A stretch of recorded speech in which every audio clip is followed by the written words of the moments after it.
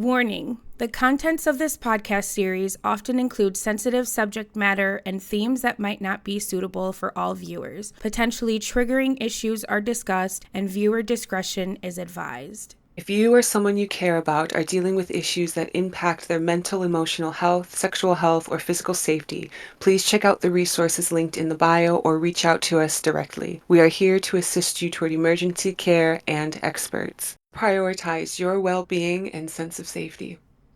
Hello, and welcome back to Shattered Foundations, Reconstructed Self, a podcast where we interview members of the deconstruction community to hear their stories and share them with the world. Here, we dive deeper into the process of deconstructing religion and then reconstructing yourself, who you are, what you believe, and how you are moving forward and rebuilding your personal foundation. I am your host, Tahir Dixon, joined today by my gracious and genuine co-host, Garnet. How are you? I'm doing well, excited as always to be here. Today, we are excited to bring you yet another special episode. Our guest today is well known among our deconstruction community, but she's not a content creator. So what is she known for? She's known for being a smart, strong, and caring person, being a fantastic friend and mod, and as somebody usually armed with a quippy, sometimes sassy, but always funny one-liner ready to go. Today, we have the pleasure and honor of speaking with Shlay, who is sharing her story in full publicly for the first time here with us today. Woohoo!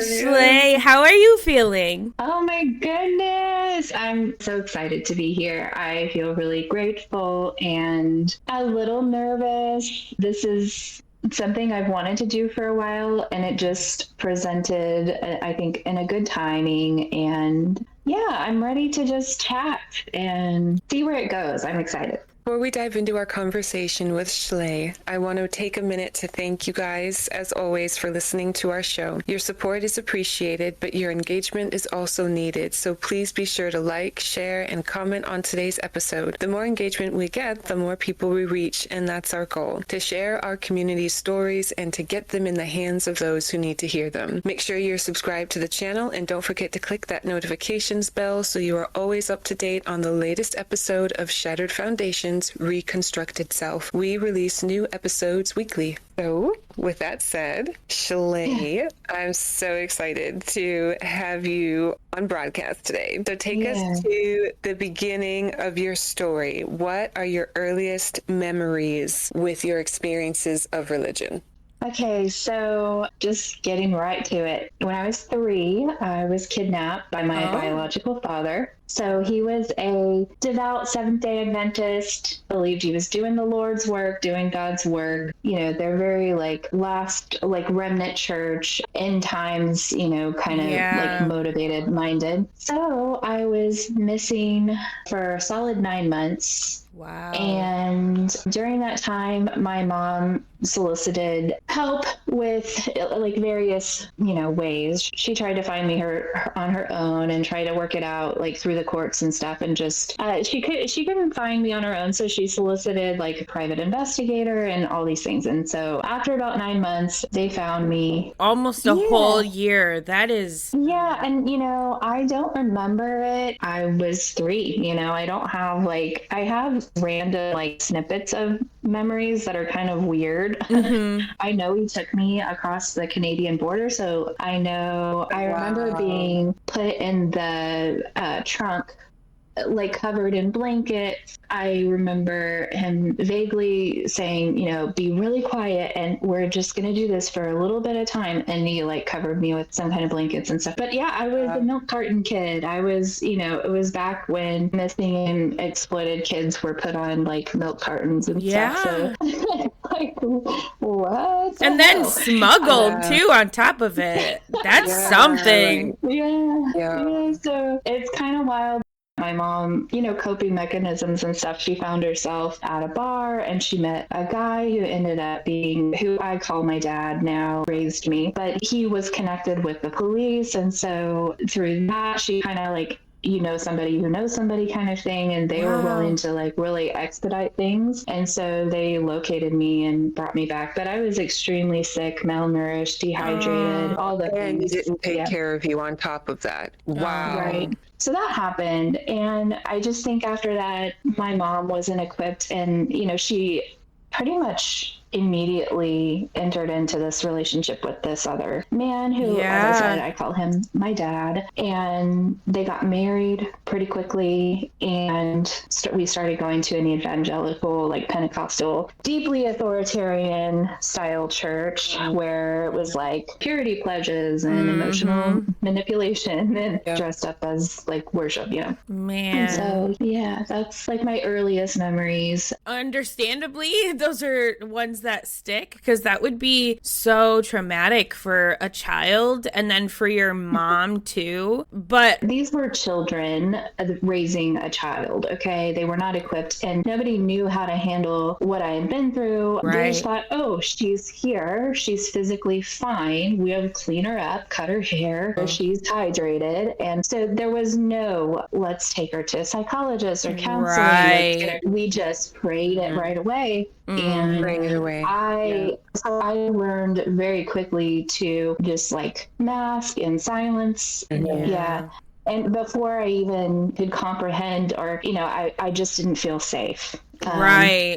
And that did continue, but my mother and I are I went on no contact with her. And that was probably one of the most difficult decisions that I've had to make, but it was like choosing life. Myself. And so that's what I chose. And unfortunately, I know she's definitely narcissistic. I know those words are thrown around pretty pretty flippantly. When you recognize the traits of it, they're still there. Even if a diagnosis isn't there, we can still see these are narcissistic behaviors. The traits are still there. I do have a question though. How old was your mom like around this time? So she was, I don't know exactly the timeline of things. I want to say they were married when she was 16 or 17. And then this would have been, I was 3. So she had me, I think, when she was 18. So, 21. Am I mathing right now? 22, like somewhere around early that, 20s. Not anywhere near fully developed prefrontal cortex. No, okay? Right. So you as a family unit, like including your mom, were Seventh-day Adventists and then transitioning to that other church, or was that just your biological father, if you will, that was the religious one?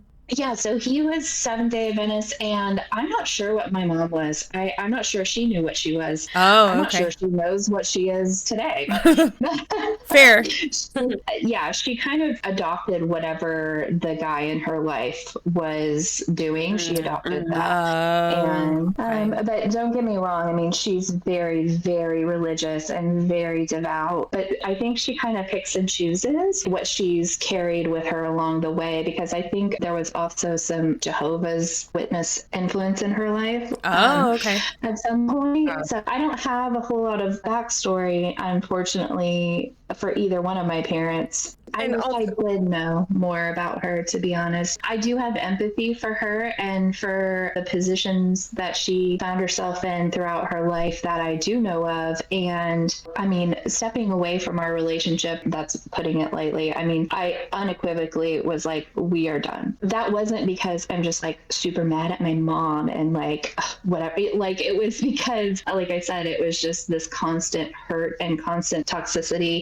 that I couldn't believe. I couldn't, and there was just anytime like I asked, one of the last things that she said to me really did put it in perspective. And I guess this is what I want to say about it is, she was like, if you hold on to so many things from the past and you just can't get over all of the hurt, and that hurt is going to just drag you down forever. And I think it was just a gross misunderstanding of what I was trying to communicate to her. I was actually setting a boundary to her of, hey, like, I am not comfortable with these pictures that you're sending me. They're not good memories for me. Please don't send those to me anymore. And that's, I was met with with, I can't believe you can't get over yourself. These are good memories. We had fun and you just don't want to remember the good times. And so the last thing she said was, if I was like that, I would have given up on you a long time ago, or not have a relationship with you a long time ago, because every time I look at you, I see Dennis, my biological dad. Oh my God. So it kind of like, oh, of course. Yeah. Half of me was created by him. And of course, I remind her of him, and I remind her of that pain. Of course. Okay. Okay. So we can't safely have a relationship, because that's really what's underlying all of this. Right. But it just put it into such a perspective, because she just criticized everything that I did. She's a photographer. She wanted this model-esque perfect little daughter that she could dress up like a doll and fit into these clothes and look a certain way and wear this makeup and have this certain hair. My hair is frizzy. I'm like, I have witchy hair, I have curly hair. And I was plump and round, and, you know, she wanted somebody who was skinny and thin, and I just never fit the mold for her. And anything that I ever aspired to do, I remember I wanted to try out for cheerleading. She came and she laughed at me and mocked me. Oh my goodness. You know, this woman on my wedding day told me, "You look like a stuffed sausage. I don't know why you picked that dress." You know, girl. Yeah. I know. There's a lot that comes with having a mother like that. Yeah. But it put it in perspective, because I'm like, okay, like, I don't forgive the things, I don't forgive the abuse, but at least I can understand where she's coming from, and why the tendency to lash out. It was never about me. Yeah. You know? Right. Yeah. It was always a her issue. So it was kind of like a clarification, and then also the incentive that you needed to cut her off, which, I mean, I am a big proponent of toxic family. They can go, you know, like, this is the one life that we know for sure that we have, and I'm not going to spend it getting taken down or like pushed down by these toxic family members. So like, there's several people in my family that I was once attached to the hip at, and I don't even speak to anymore. And my mom was one of those people at one point. I went no contact with her and ended our relationship because there was a period of time where she was really toxic as well, and had kicked me out of the house, you know, when I think I might have been freshly 18, but like, you know, I didn't have anywhere to go. And so there was that. There's like a lot of, you know, mental health stuff going on. I know that now, but at the time it was just kind of like, this is not good for me. It's not good for my mental health. I don't want anything to do with you, you know, at this point of your life. And come to find out, I had always kind of felt I'm the black sheep. I don't know why, but like, I feel like I'm getting treated differently than everyone else, and I don't understand why. My biological dad passed away when I was 6, and they were 15 and 16. I think they were both 16 actually when I was born, but my mom was 15 when she got pregnant. And so like, they were each other's first loves, but they were children. It didn't work out. So they separated, and he was even engaged to somebody else when he died, but she like still in the back of her mind, you know, had that hope that maybe they will get back together. And so when he died, there was the hurt of, you know, him dying, but then also being confronted with the fact that no, we're never going to get back together. And so it was that situation where I think she looked at me, and because I am like the spitting image of him, there was that underlying, you know, like sadness and hurt that was then manifesting in her, you know, lashing out at me. But in my case, luckily my mom did up getting help, and, you know, we're still rehabbing our relationship actually to this day, but we're in a better place. It was just kind of striking to me how I could relate to so much of what you were saying, you know, to some degree. It's wild. It's very similar. Yeah. I mean, I was kicked out as well, and it was literally my 18th birthday. You know, my stepfather was, we are a product of the things that have molded us and shaped us. And that's my take on it anyway. And he was just this angry person. And with him, it was a different dynamic. It was physical abuse, things like being choked and punched and kicked and like told I would be homeless one day and he would just drive by and laugh at me because that's what I deserve. So both of the people that I think a lot of children kind of equate, and sometimes they look at their parents as higher than God on their their totem pole of who carries weight and who is important and what they say and do matters the most. And I think I was that person. And so I never thought for 1 second that it was something wrong with them. And in fact, I remember sharing some of these things with my husband and his mom, and the look on their face, it was like, what's happening? I didn't know what I was saying to them. They were just so astonished and shocked and mortified and things, and they were just like, this is abuse. And I was like, no, they've this or they've that, or like the excuses and stuff. But I was taught from an early age to just suffer beautifully, and that the pain that I was in was proof of my love and my loyalty, and the religious trauma just compounded that for sure. Yeah. Wow. So you guys transitioned to like the Pentecostal style church. You're still probably pretty young at this point, but do you remember at some point really grabbing onto the doctrine yourself, given what you had been through? Because it almost feels like after having been through what you went through, you would be the kind of person that religion would really jump on, and it would be really effective, I guess, if that makes sense. Yes, I was the perfect candidate for indoctrination. I loved me some Jesus. I mean, from an early age, I remember the church that I don't know if you guys have heard of the Heaven's Gates, Hell's Flames, or like hell houses or things like, okay. So those were things, right? Yeah. I've never heard of those before, but yeah, tell me more. Yeah, I'll happily just briefly describe. So a Heaven's Gates and Hell's Flames production is something that they still travel. I think they were just in Oklahoma City like a month ago or something. They still put on this production, and it is absolutely gross, exactly as you said. And I played the part of the little girl, and it's just a series of scenes, if I remember correctly, of it like, this happens and you better be ready to give an account, and then it'll just a group of people will be killed, and then they will either end up in heaven or in hell. And my scene was the little girl that's my mom was an unbeliever, but because I wasn't past the age of accountability yet, I got to go to heaven, but not before I was witness to my mom figure being dragged off to hell by demons. Whoa. Wow. What? So that was, these are like little, okay. And then, you're putting on a performance. And so it's not just you're doing this one time. It's, you're practicing these scenes repeatedly. So that had an impact for sure. I was absolutely terrified. And I wanted to be the goodest good girl that I could possibly be.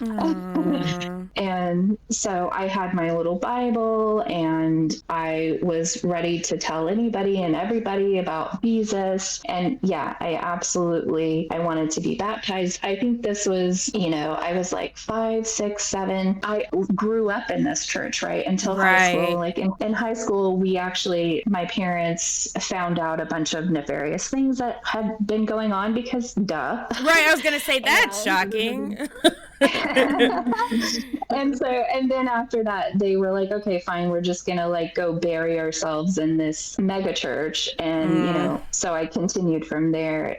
I'll get to that in a minute. Okay. But yeah, so those were, I was baptized, and it was one of those churches where you have to continually repent. And if you don't, you're no longer saved. Like, you can lose your salvation. And it's kind of weird because I think their doctrine was a little bit like a mixed bag, which, I guess not shocking shocking. Like we Yeah. see that all. Yeah. It was very picky and choosy, and I was in a constant state of repenting and fear that like I wasn't measuring up, and I would get it in the end, you know, for it. So you really were, they were coming at you from both sides. You had your mom telling you that you're not enough, you're not good enough. You have your religion, which you said was a pretty big part of your life, telling you that you're not good enough. There's no way that any child is able to thrive in that environment. No way. Well, that's why I clung to the religion, because it was literally everything. And I remember in my young adulthood telling people that no, Jesus literally saved my life. I wouldn't be here if it weren't for him. All the things, because I truly lived at the church because home was just so bad. Right. And man. But I just learned to like deny myself and to be as small and quiet and still as possible. Mm-hmm. Yeah.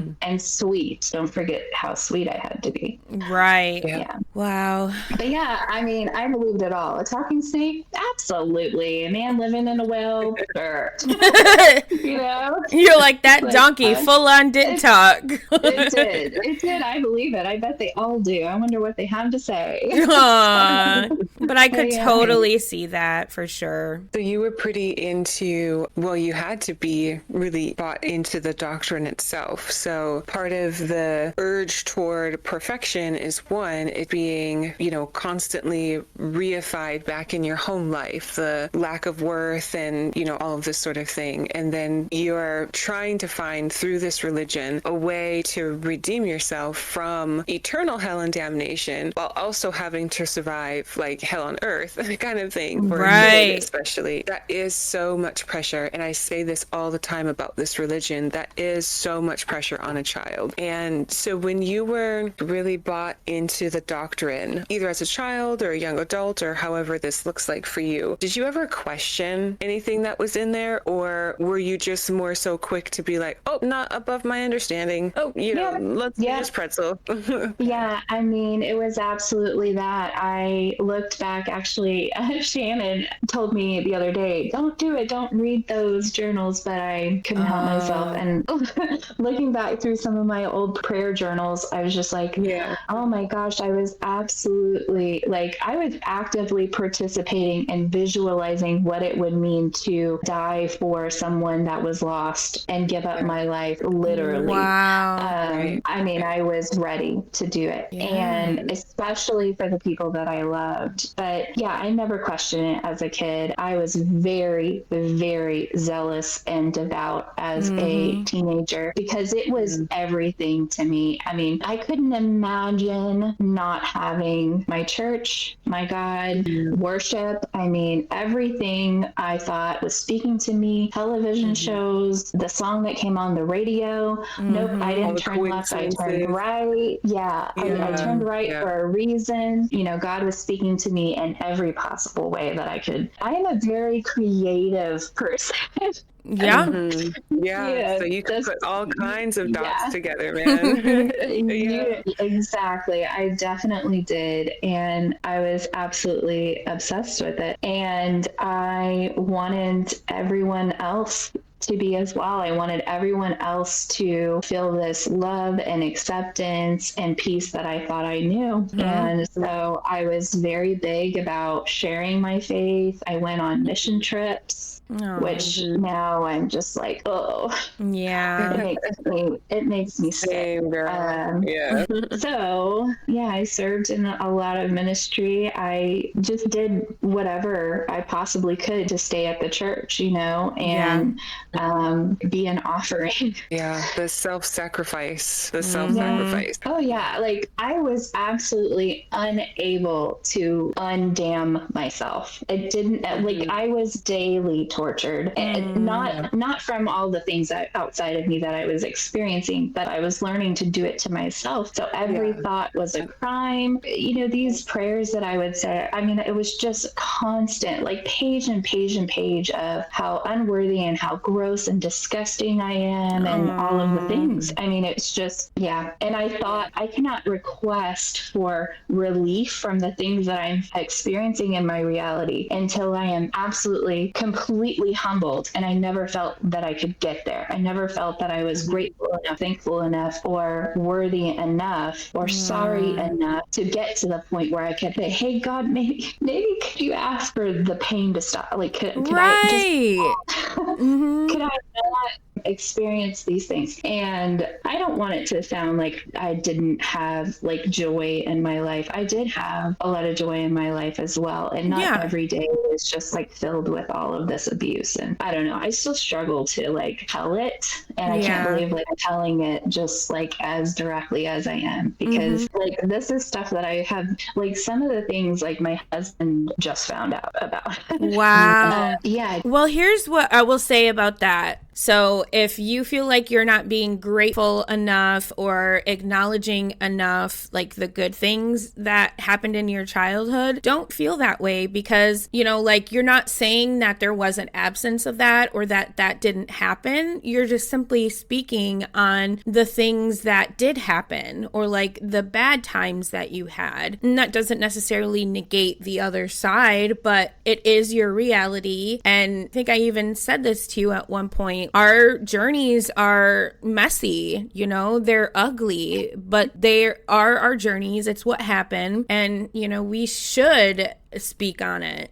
So absolutely. However your story unfolds is, don't worry about what anyone has to say, because that's, and all that matters right now is Shlay telling her story. That's what's important. I feel really thankful, and I have felt ready to share it. I just didn't know how. I just am really grateful that you're having me on the show and that you're wanting to hear what I have to say. And if it helps even just one person to say like, you're not alone, and you know, that was terrible and it should have never happened to you, and I experienced it too, or if any kind of validation or empowerment, it's worth me sharing, you know. And that's how I feel about it. And so I just want to get over my damn self and my shyness and my fear to speak the truth about what I experienced for whatever reason, so that, you know, that's the goal. And I just think like more voices, damn it, like we just need more voices anyway. Exactly. Yeah. So. Because even in what you've already said to this point, one of the things that we've talked about before is, actually a couple times before, I think, is how damaging the religion can be on children, just from the standpoint of like the fear and the pressure and the stress. And then to hear how that was manifesting in your life as a kid who already had like a foundation of trauma laid, I think is really highlighting how truly toxic and detrimental this religion can be, not just for children, but for people generally speaking, because your journey would have been one thing had you gone through, you know, what you have already spoken on as far as your family goes, but then add in that other side of it too. I mean, it just compounds everything and makes everything so much worse. And like you said, voices, we gotta, you know, speak on these things. I think Pax has even said before, maybe, that it's like, keep kids out of religion. You know, like believe what you want, but do not indoctrinate children, because their brains aren't equipped to handle this kind of thing. And that's why it gets so warped in their little brains, because they're trying their best. But it's,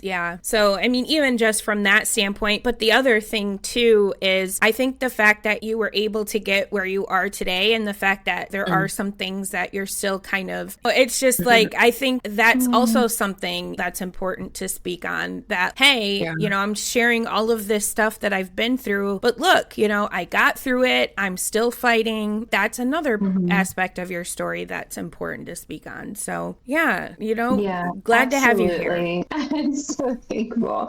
I appreciate that. That was so kind. And I agree. I think we're incredibly resilient, and the mind is a powerful thing. And hopefully the next bits of what I share can also attest to that. And even outside of religion, treating children in this way, it unfortunately is a very commonplace thing on the planet. Yes. So I'm glad you came forward about these kinds of experiences, because those early childhood imprinting, it really does shape the way we view ourselves, and it shapes the way that we relate in the world. And so right away, your own sense of safety was always jeopardized. And so you were having to kowtow to the people who were jeopardizing your health as a way to survive. And when children have to do that for extended periods of time, because they can't get away, they can't go and, well, I'll just go get my own money. Like they can't do that. And so their only option in those survivor modes, the options are really limited. And often it turns to things like fawning, which is kind of what you're describing here, or things like attached cry for help. And what that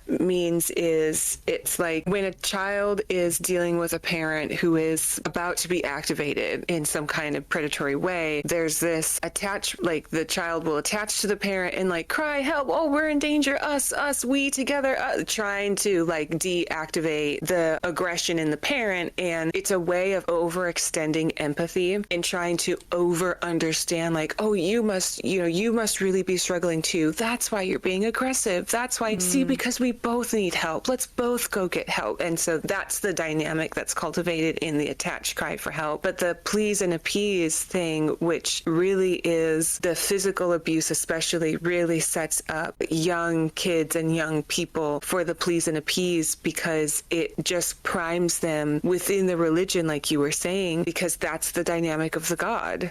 That's the dynamic of the God. It's please and appease. Absolutely. And yeah, so it really is, in a sense, like a total setup. It is. It really is a total setup. It is. And it's such a cover, just to interject, that for parents like this, it's the perfect cover, because they look to the church for this guidance that they receive, like emboldens them and empowers them to continue in the behaviors that instead of getting help for maybe an anger issue or whatever it is, they are encouraged and empowered, and the church is a haven, unfortunately. Yeah, but I do want to call that out, because it's, there are kids like me right now. That is what obviously ignites such a rage within me, knowing that. That's why I support the community that I do. That's why I support the creators that I do. That's why I participate in the ways that I do, and want to find the courage and the avenues to do so even more moving forward, because I want that to stop. Calling it for what it is, it's abuse. And if your Bible, if your book is creating a safe place for abusers, then you have a major problem. And there's no accountability. So it's a safe haven. There's no accountability. But worse than that, it's rewarded. They often become the pastors and the elders and the deacons. And yes, you can find sincere people who have gotten a hold of something that they feel makes sense, and they will project all of their good traits onto, Jesus or God. But more often than not, we do see this safe haven for predatory behavior, for narcissistic abuse, for the gaslighting. And that kind of behavior typically does get rewarded. It gets rewarded through the adoration, the worship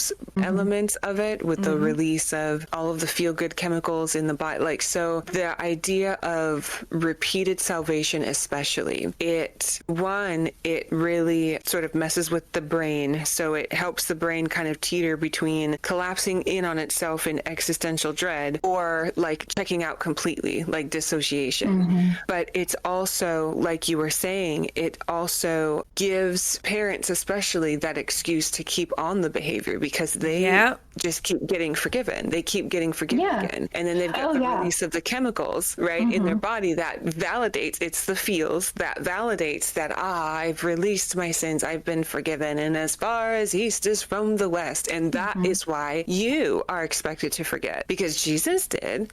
Jesus forgot it. It's cast away until I, mess up. And then when they mess up again, they're always being able to, because they're able to always reset at zero, when they mess up again, they can't comprehend accumulation of harm over time. Yeah. Because in the religion, in the theology itself, there's this constant etch-a-sketch, erase, erase, erase, erase. So then when they do the little turn on the knob, it's like, oh, it's one little strike, one little thing. It's not a big deal because it's etch-a-sketch. All the other etch-a-sketches were just shake away every Sunday. So accountability becomes really hard in those kinds of instances because you're only ever accountable to Jesus. And as long as you feel in your body the chemical releases of what salvation feels like, what forgiveness feels like, what God's love and God's grace, what that feels like during the collective gathering together, so long as you're able to tap into that on a regular basis, then who are you to not forgive me as a person when I know that my God forgave me and my God is the supreme and That is such a good point. And I really appreciate your insight on that because it's just putting it into more focus as you're speaking. And it's just like, yes, I mean, my parents were absolutely celebrated. They were put in positions of leadership. They were like youth leaders, so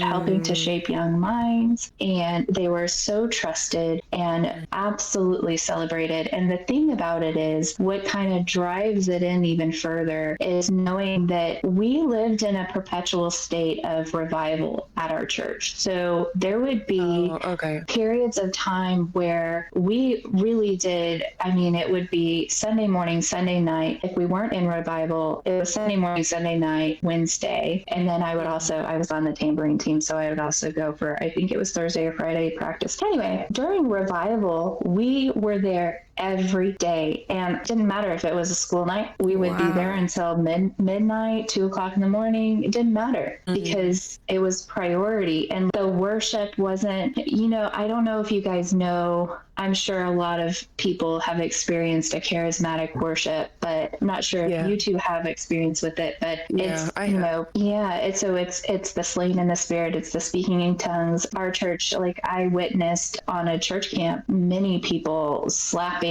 other people in the jaw to compel their tongue. Oh my gosh.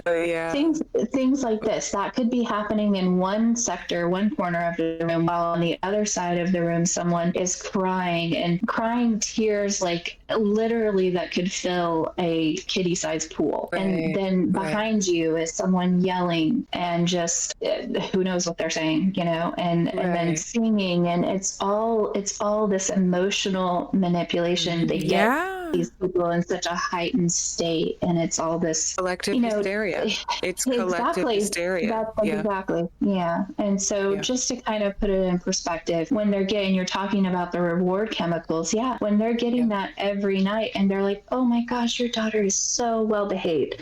Look at how sweet she is. Look at how docile she is. Look at how quiet and well behaved she is. And look at how she loves Jesus. And wow, she's so wise for her age. Those are the kinds of things they were told. And so how would they have known that they were doing anything wrong? To them, they're doing everything right. Spare the rod, spoil the child. And it also, so they get to have their cake and eat it too here. So while they're getting the adoration and the praise and the recognition for, preparing, raising their child in the way that they should go, right? And for them, that meant justifying the physical abuse, mental abuse, this sort of thing. From the perspective of people who work heavily with these narcissistic traits, the eating of the cake comes in with the jealousy for the attention. So not only am I getting the praise, but if at any point in time I feel like you're praising me too much for my daughter, and it's more about her and it's not about me and myself, because there's that jealousy piece. Of time that it happened, and I didn't know at the time what it was, or why she was angry, or why she was picking at me or pinching me or whatever. But I mean, for sure. Even as they are getting praised for the good work that they did. This is the redundancy of this kind of psychological patterning. So the point is to unleash the aggression, unleash the control, unleash the really, it is really control, to mold and shape and cut away at a child so that it is this box and the box stays the way that I feel like I want it to stay. And then being praised for molding and shaping this person in my own image, that then allows me the excuse to humble you again. To allows the parents the excuse to then to keep humbling, quote unquote humbling. So it really is this sort of vicious psychological programming that because this is occurring over time, your mother might not have went in having these traits, or maybe having like subtle forms of it. It's kind of one of those things, like if you weren't a narcissist when you went in, you probably are one by now, because that's what it cultivates, that's what it breeds. Yep. These are the kinds of patterns that get stuck in the brain and then just get rewarded. So it's very hard to undo these kinds of patterning, especially when the validation comes from within. We talked about that chemical release. The validation's coming from within and from without. So you've got this double whammy of, yeah, this is how I'm supposed to be. This is what it means to be an adult. And so it becomes really hard to hold people accountable, because you are then asking them to go against what everyone else around them is telling about how good they are and how awesome their behavior is. And then you're asking them to go against how they feel about themselves and the chemical releases that are affirming that, yeah, this is it. This is the way you're supposed to do. And you can't gaslight a gaslighter. You can't tell them that that's not the reality, because they know that it is. Yeah, I'm really glad that you got out, though. I'm really glad that you got out. What was that journey out for you? Like, what did that look like for you? You mentioned at 18 being forced out of the home. Well, and quick question too, because you mentioned at some point you guys left that original church because there was like scandals, and then you went to a different one. That was before you were 18, right? Right. That was when I was probably 14, headed into high school, is when we moved to like a mega church in the area. Yeah. Okay. What was your experience like at that point? Because you were very much dedicated to the religion. Did that still kind of carry over, or? Oh, yeah. Okay. That's when I did most of my like mission trips and things like that. I mean, I met my best friend, who is now my husband, and his family. And, you know, little did I know at that time, he was quietly doubting, never told anyone, because, you know, he was raised in a strict legalistic, like, doubt isn't allowed. So he just pretended like his way through. Yeah. So that's the whole thing. But yeah, so I met my husband, we became friends. I had this amazing friend group, and I just like threw myself into the religion pretty strongly. And so I would say like 18, like I was kicked out, but that sent me into the religion even further. I mean, I just was like all about my Jesus, slaving away, you know? Yeah, literally. And I graduated, went to college. I was working a little bit. I went to a quote college, but it was Bible school. And something really just like side funny was we would have these, I don't remember what they called them, but it was just like this gathering for them to just tell us like why we're sinners, and then sing a couple songs and pray amen and then go away. So we got together for one, and this is a Bible college, and they were pretty much just like, okay, there is a problem, and you guys keep ruining our internet or something like that, and you have to stop looking at porn. And it was so terrible, because like they were like, it's not just the guys. So like, was this legit, or they were literally just making shit up? Oh yeah, I mean, our internet was shitty. I don't know. I mean, sure, I don't know. Like whatever it was, I just remember it sticking out in my mind, because there's this entire gymnasium or whatever auditorium full of like Russian. Oh my god, getting lectured for looking at porn. And we're all just looking at each other like, I cannot. It wasn't me. It couldn't possibly be me. Right. So everybody was just like, let me get out of this room as fast as possible. Oh my god. Nobody looked at each other. So anyway, that's on their phone. Looking down. That's funny. But yeah, so we did a year of college and then was like, this is boring. We don't know what we want to do with ourselves. So let's get married. Whoa. So, Wow. yeah, so married at 20 and 21. So we did that. And then And your now husband, he was still, while he had previously had doubts, he was still committed at that point alongside of you? Yeah, that's the question, isn't it? I wasn't sure if I was gonna. So, the thing is, like, he's honest and I'm honest. So he probably 2 weeks before our wedding, everything's set. I'm like in full on wedding planning mode. And dude comes to me and decides that's the time to say, hey, by the way, I don't know if I'm a Christian. And the whole family said, and he was like, just kidding. Oh, yeah. Because he knew that I wouldn't marry him. And he was right. I absolutely would not have married him. Yeah. And he would have lost everything. And so it was just like, well, I guess we're in this and this is what it is. And I gotta, it was like he got a little bit, he got like a little bit of cold feet, or I don't know. I think he just wanted to be like, I think he wanted to be himself. Yeah. He wanted permission to be who he really was. And he thought for a second that maybe it would be okay. And it breaks my heart because all of us said, nope, it's not. Yeah. It's not okay. And happy wife, happy life. So, but it didn't last. So, we get married, we have our first kiddo, and 7 years in, he comes to me and he's like, I want a divorce. I like smoking pot. I also like smoking pot. I just don't think like we're ever going to be on the same page. And it was very like self-deprecating. He was like, I love you, but I just feel like I tracked you and I just did this unfairly. And like, I think you should go be amazing and live your life. And I'm terrible. And he was so like depressed and it was horrible. And it was really, I kind of took it on myself as like, I've got to fix this. And so the first thing I did was rip up the divorce papers and I was like, print some more, see what I do about it. Yay.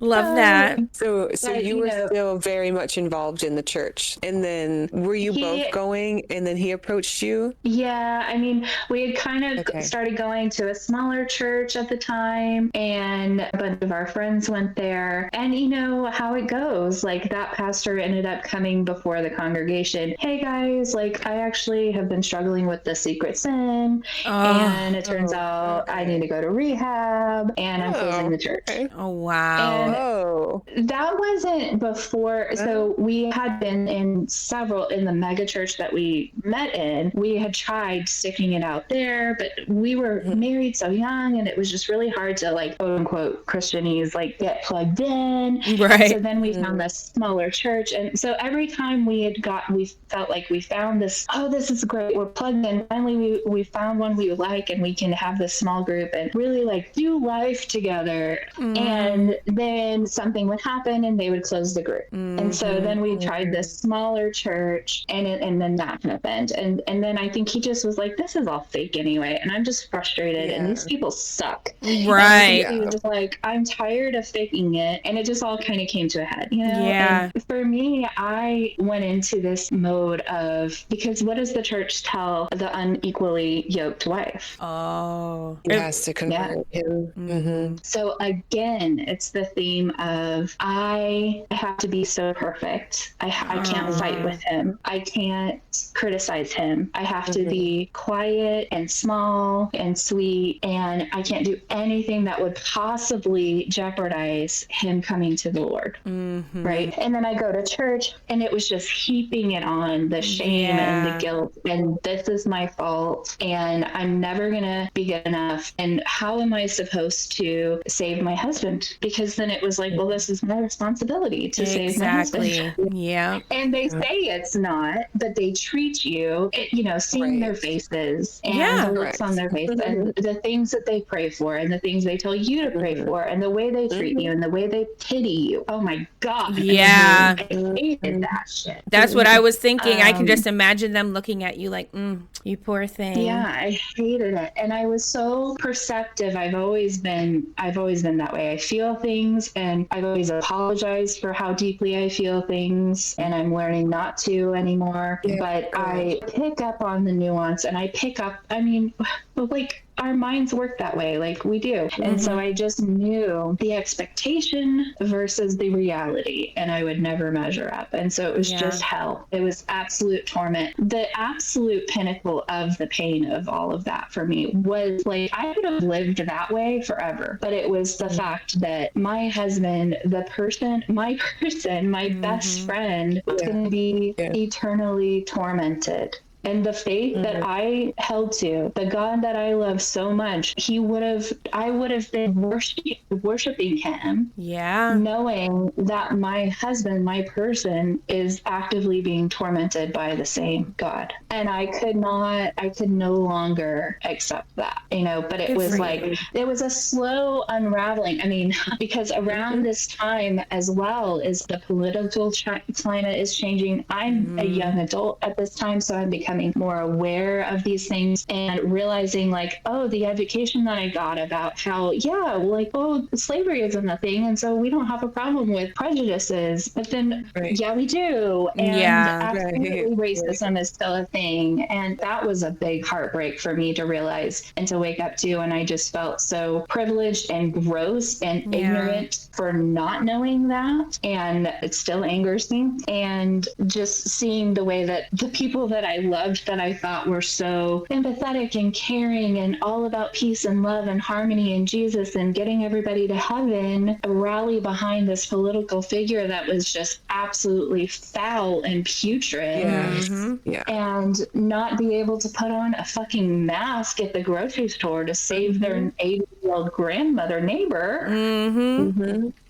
All of those things started to erode away slowly. And so what I'm hearing, like when you just, even as you're talking about it, I'm still hearing, how that little girl had to respond to everything all the time. Yeah. And then just over time, those survival coping mechanisms, they're still there, but they kind of evolve and they kind of grow. And so you've got to think of a way to save him, and you've got to think of a way to be perfect and to be sweet. So it's the same kind of default. But I'm really glad that you got yourself to a point where you could finally visualize, like, okay, what is the end goal? The end goal is I'm in heaven. I'm with the saints. I've got, the things are there and the pearly gates or whatever it looks like, paved with gold, I'm there. And then what? Like the person I love. And that's all eternity. I have to sit with that knowledge for all of eternity. And all the other people, that kind of was the tipping point, and it opened the door for me to realize, because I love people.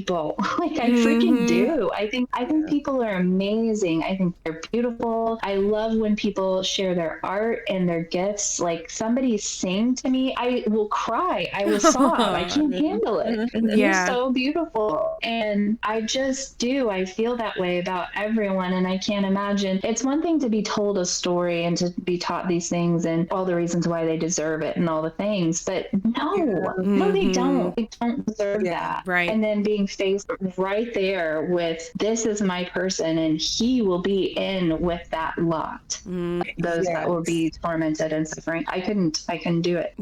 Here, because this is face to face in your house with this person that you had a child with, like it's so intimate. That you love. And it's a daily reminder, and it wasn't something I can let go. I don't let things go. I don't know if you guys have learned that about me, but and I might be a little dense, but once I clue in, I will not let it go. It was very much like constant. For me, I couldn't shut it off. I was constantly thinking of an angle. Oh, if I say this, if I do it in this way, if I pray in this way. Girl, I would put my essential oils on his pillow. I was praying over.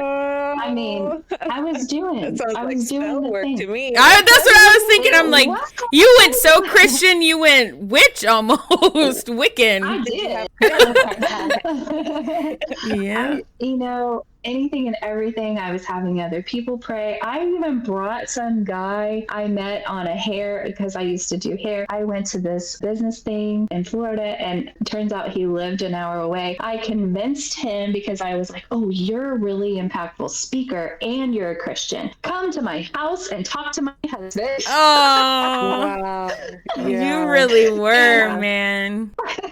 It's just ridiculous. Like you said, you're like a dog with a bone. You're like, nope, we're fixing this. We got to do what we got to do to get it did. And yes, exactly. And my mother-in-law was like, I'm so proud of you. You're so wise, and you're just doing all the things, and it's going to work. It's going to, girl, it never did. It Right. never did. Yeah. And every time it didn't work, how much of me was shattered. Right. My entire heart. My entire heart would just continually be broken, because here I am doing all of this work and thinking, oh, this is going to be the thing that does it. This is it. How can he not?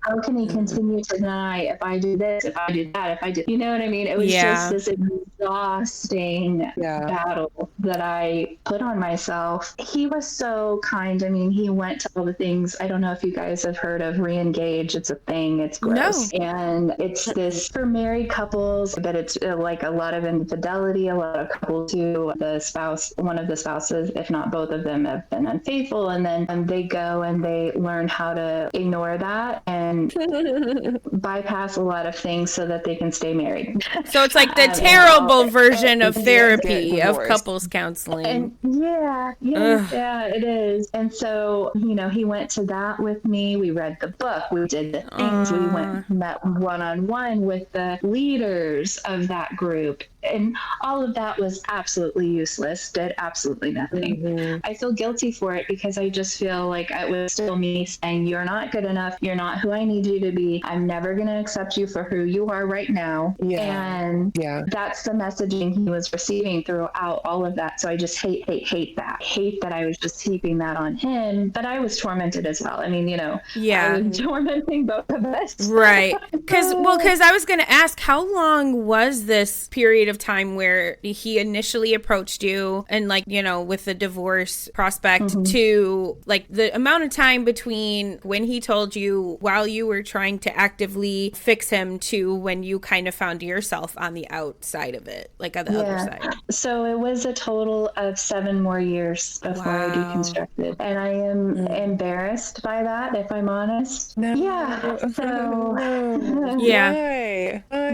the whole time I'm just heaping on this guilt and shame on both of us, really, and perpetuating the cycle and perpetuating the religion and taking my kid to church. And why is that though? That's what's most important. Easier said than done, I know, to not beat yourself up, to not feel guilt. However, we have laid the foundation of how you ended up in that position that you were in, and how much of that was active choice versus, like Garnet said, you know, some of that like survival instincts that you accumulated over time, and indoctrination and manipulation, and there's just like all of these things, this like perfect storm that created the person that you ended up being, who was, you know, you were going to save that man, you know, like you said, you put 7 years in trying to be the good Christian wife. And so it's like, I always say guilt is, for most of the time, such a useless emotion, because it inhibits the feelings that you should be feeling, or that are healthier to feel. I'm sorry, I should put it that way, that are healthier to feel. You know, because like you said, you love people. And that's one of the things that I love about you, is you are so tender with people. You really do try to see the best in people. But then you're like, I'm not seeing you turn a lot of that inward. You know, like in this conversation, it's a lot of like blame and, like you said, that guilt. But, you know, be tender on yourself, because you've been through a lot. And there, like I said, it was the perfect storm that created the person that you ended up being. So well, hopefully this next bit will kind of let up on some of that, because I don't want to send that message. I mean, I love who I am. I love myself. And I can unequivocally say that without reservation for the first time in my life. And I've been able to say that about who I am and about myself for a while now. And I am so glad for that feeling. And I am still working on it. It's a work in progress. Oh, for and sure. I do find myself always struggling with it, but it's a lot better than it ever has been. And, what do we do? Grow from here, right? Exactly. So, yeah. Across that 7-year span, there was this slow erosion. It was around the same time of Trump's rise to office and COVID and all of those things. And so I actually ended up kind of coming to a point where I was just so angry and frustrated with how I was seeing the church and the family members that I know and love so dearly be so hateful. And the world, I just was seeing just so much hate. And being a cosmetologist in the hair industry, so many of my close friends are part of the LGBTQ plus community. I was realizing some things about myself around that time and realizing my own sexuality wasn't what I thought it was. Yep. And now I'm proudly bisexual. Woo-woo, bi visibility. Yeah. Happy Pride Month, Shlay and Garnet. Hey, happy Pride, everybody. Woo. And so it was just kind of this slow, I love the title of the podcast because it is that shattering. But for me, it was just this slow, fissure here, fissure there. And then I just snapped. And the snap was around the time my husband was full-time working and he got injured, and out of nowhere, everything was on me. It was I had a toddler, I had this younger child, and then I also had my husband who was bedbound. And I was already in a state of high stress with all of this. I explained all of this pressure I was putting on myself. That's the state I was living in already. And so then this happened, and I'm the full-time caregiver, the full-time breadwinner, the full-time everything is up to me. And so I just had this severe emotional, cognitive, physiological overload. And I'm questioning my faith, and I'm super scared about questioning my faith. I have all of these doubts and all of this anger and resentment, but then I'm afraid. And so it's the cognitive dissonance at that time was just so insurmountable. Yeah. And so I actually ended up having a trauma-induced psychotic break. When I went into psychosis, I had auditory hallucinations. I was experiencing referential delusions. So ideas of reference through songs and news stories or movies. I thought they were carrying these hidden messages that were just meant for me and that were divine, that had this divine significance, that I was a part of this greater plan. But then it was also this other side of it where it was a dual reality and a splitting, if you will, because I also thought, well, there's this huge side of me that no longer believes. And I was wrestling subconsciously, I think, with that. And it just created this break. Yeah. And so I ended up spending time in a mental hospital. I don't know if you know anything. I'm sure it's not going to surprise you to hear that during psychosis, you actually lose memories. You don't hold on to present reality. And so I don't have full memory of everything that happened during that time, but it was extremely traumatizing and scary. I tried to take my life while I was in the hospital several times. And thankfully I was in a safe place where it was never actually something that I could have carried out. But thankfully, indeed. I was sneaky and they had to watch me. Let's just say that. Yeah. And so, that happened. And there was a lot of factors that led to, like I said, it wasn't just the religion. It wasn't just that I was overwhelmed with life. It was just this severe, perfect storm, if you will, that altered my brain chemistry in just such a way that happened. And I ended up, it happened twice. I stayed in the hospital for, I want to say 14, 15 days the first time. And then the second time it happened, it was a lot shorter. I was able to come back to myself a lot faster and realize oh no, none of this is real. I, started kind of grounding myself in reality a little faster the second time. But the first time it happened, it was kind of like this, how do I describe it? It made the spiritual realm feel more real because of a lack of education, a lack of awareness around psychiatric crisis. You know, like I wasn't informed on all of that. And so mental health crisis can look like spiritual awakening or divine inspiration, or you're being called up and called out for, you know, this is such a time as this, like Esther, right? And so the people in my life that could have recognized didn't. I couldn't recognize, like, oh, this is mania. This is I'm kind of spiraling. No, they saw it as, oh my gosh, like the Lord's just really got a fire in your heart right now, and you know. Which is extremely, extremely alarming and scary. And there could be a whole podcast on the harms and dangers of all of that. But I did want to include that because I do think it's very important to recognize, like, that you can get to such a state of stress that your mind just kind of says, nope.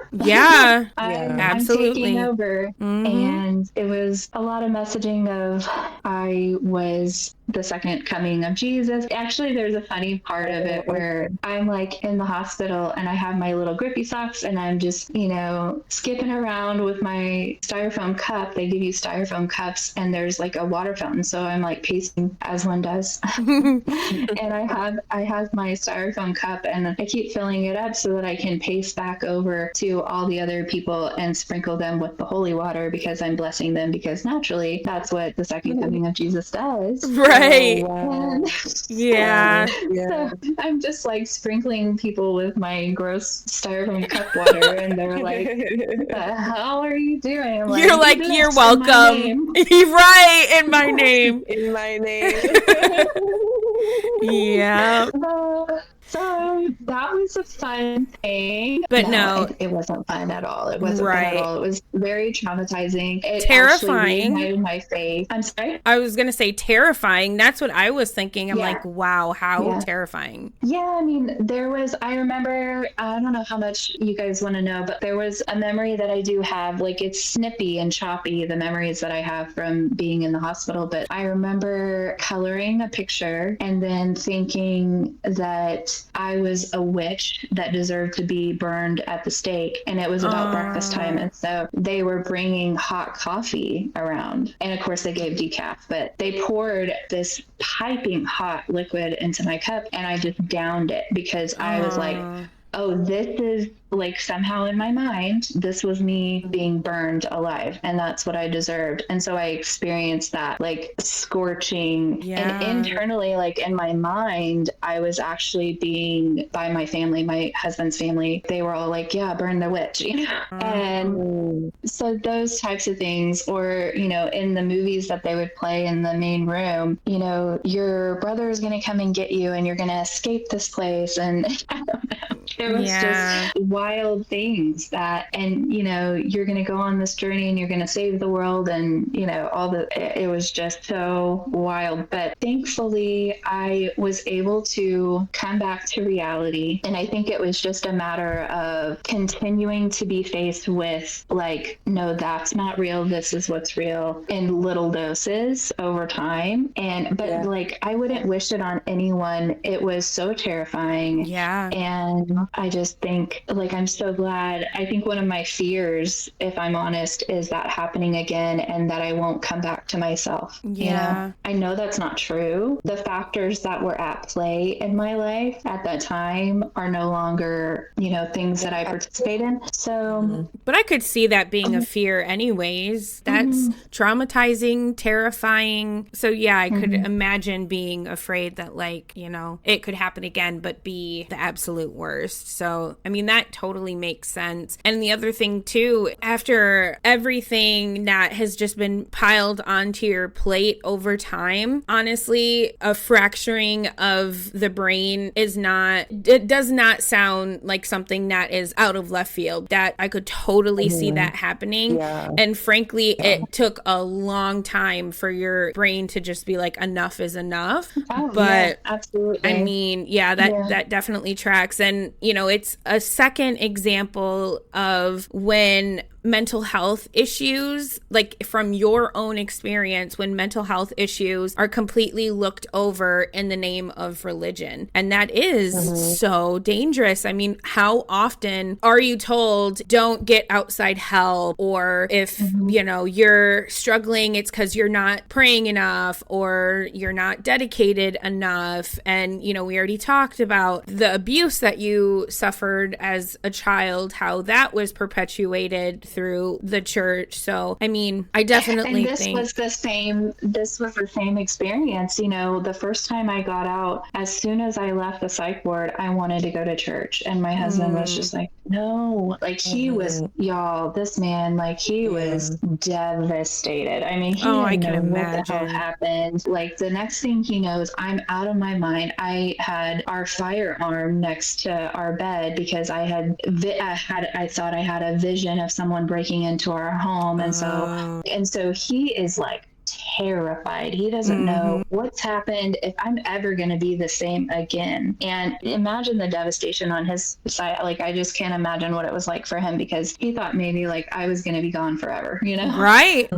Right. And so I go to the church, and what do? They're like, oh my goodness, well, we will just pray for you. And you know what? As an extra measure, we're going to send you for some free counseling. This is going to be so good for you. Dude. Of course, the counseling that they offer is an uneducated, not licensed, glorified prayer team person. Oh man, so dangerous. Not educated. No. Yeah. So for weeks, I go in and I listen and get re-indoctrinated. Yeah. And so then it sent me right back in, and so I spent another few days. But after that, and some of the things that I experienced that time kind of helped me solidify, like, okay, this is somehow the fracturing has happened because there was a part of me somewhere in there that was not willing to give up this religion, but knew that it was time to. And so I was just fighting desperately to hold on to, but there was that cognitive dissonance that was creating this breaking in my mind. And finally it just snapped, and I was like, I'm done. I'm absolutely done. And so the second time that I got out, I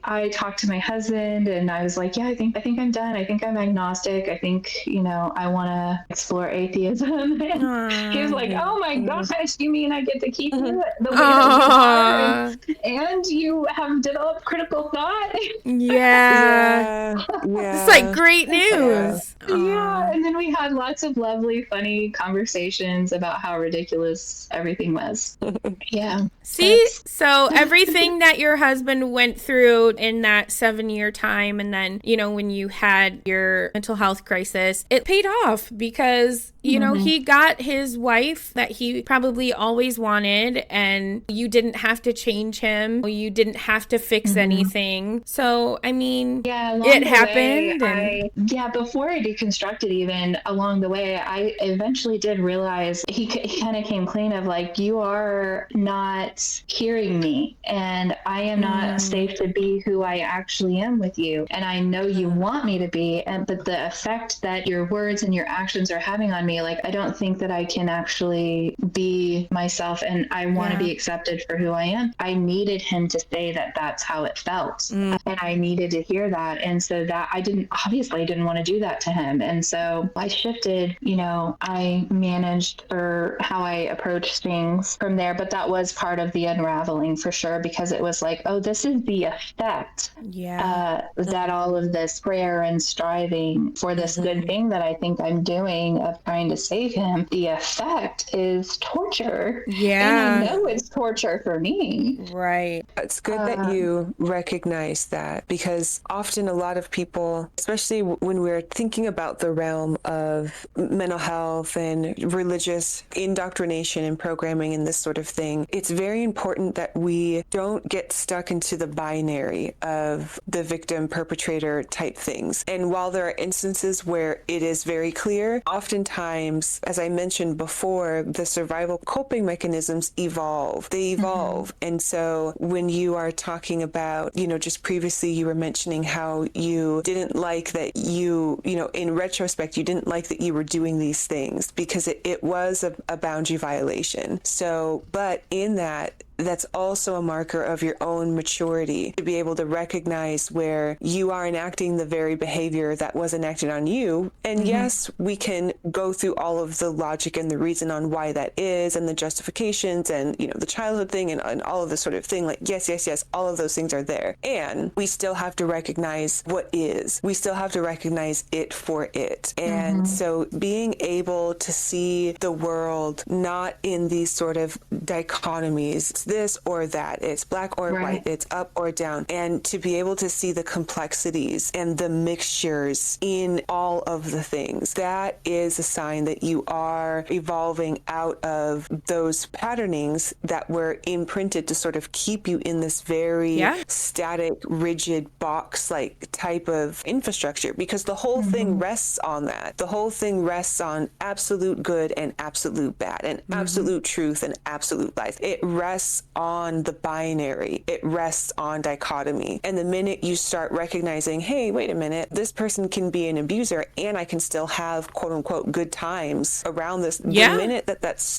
you start to recognize that oftentimes these experiences co-form together. The pain and the misery and the suffering can co-form with the quote unquote positive experiences, which is why people talk about love bombing in a narcissistic dynamic. That's why they talk about love bombing. That's why they talk about the way that people will use positive reinforcement to kind of bridge the gap between the negative experiences. And it's a way to keep a person roped in, because if we can get you bought into, well, bad always exists here and good always exists there, and there's always a separation and it's always a static. Well, if you're feeling something good, well, then that person can't be bad, because that person can't be bad because you are able to experience something good, instead of recognizing that the quote unquote good and the quote unquote bad, they do coexist within the same person, within the same dynamic, in the same office building, they can coexist in close proximity to one another. And they're not as far as east is from the west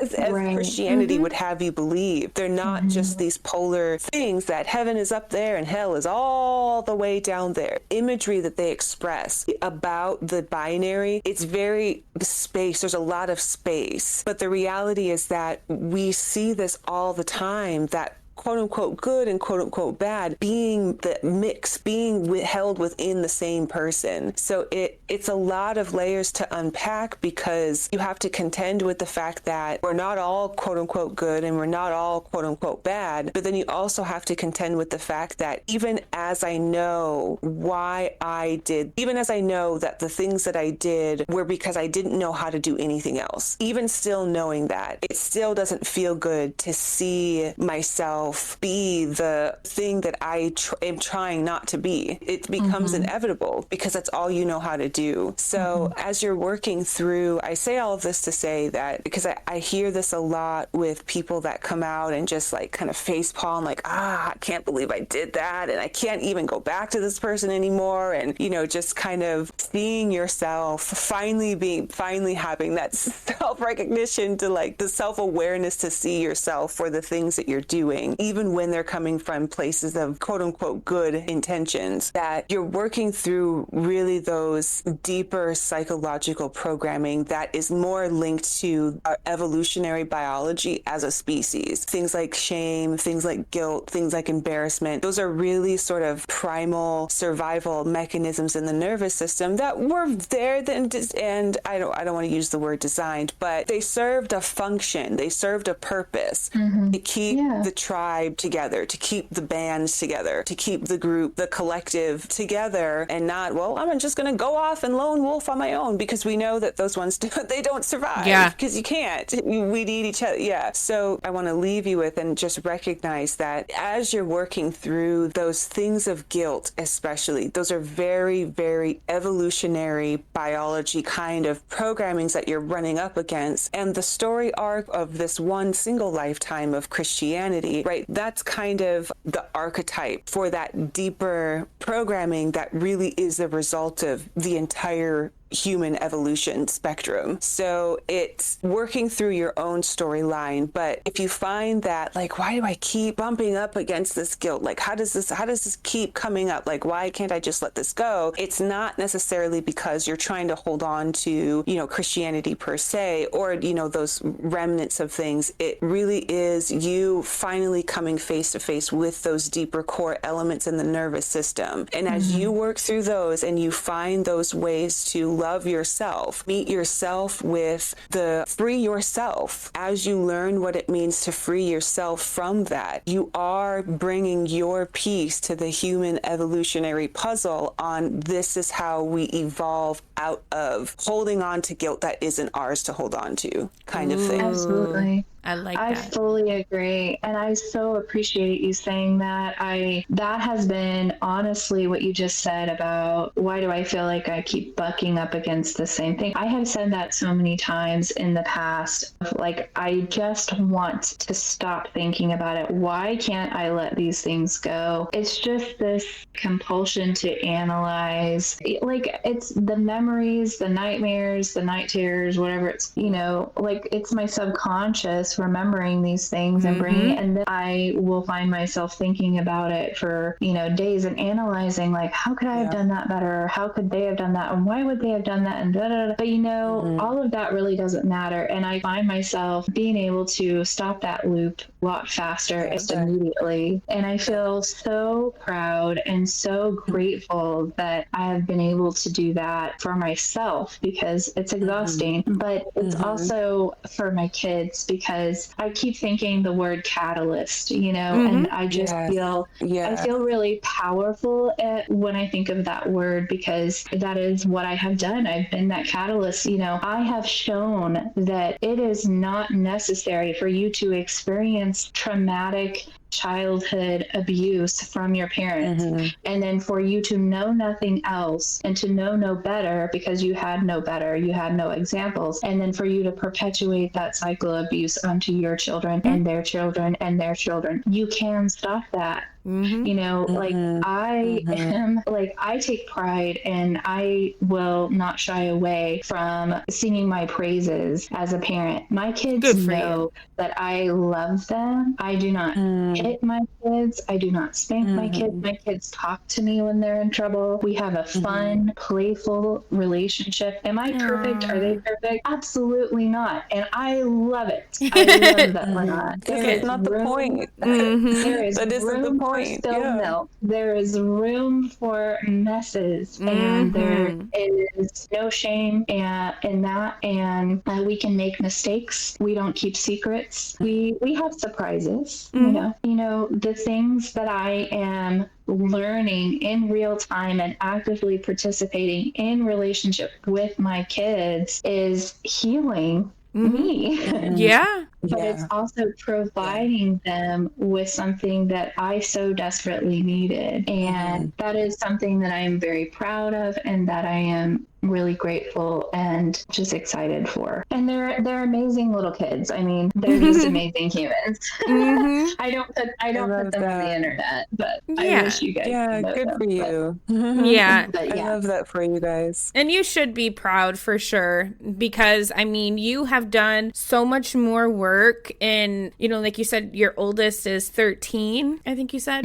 Yeah. So in 13 years at most, you have done more work for yourself and for your children than some parents ever will in their child's whole life. And the work that you're doing is breaking so many cycles and is giving all of the best signals, in that it's okay to be who you are. It's okay to not be perfect. Yeah, you're safe. We don't need need God to be happy. You could go down the line of all of the things that you doing the work that you are doing is all the ways that it's going to benefit your kids and their kids. That is absolutely something to be proud of. That's amazing.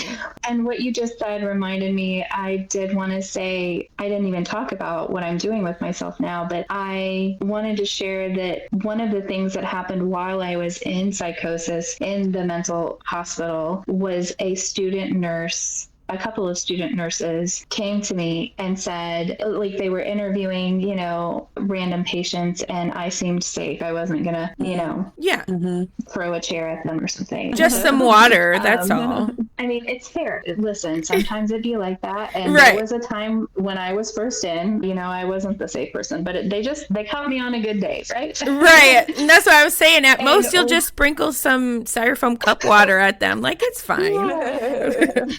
So they were like, what's next for you? And what do you think you want to do and with your life? And what do you have hope in? What are you going to do when you get out of here? What are you looking forward to most? And my husband's a firefighter paramedic.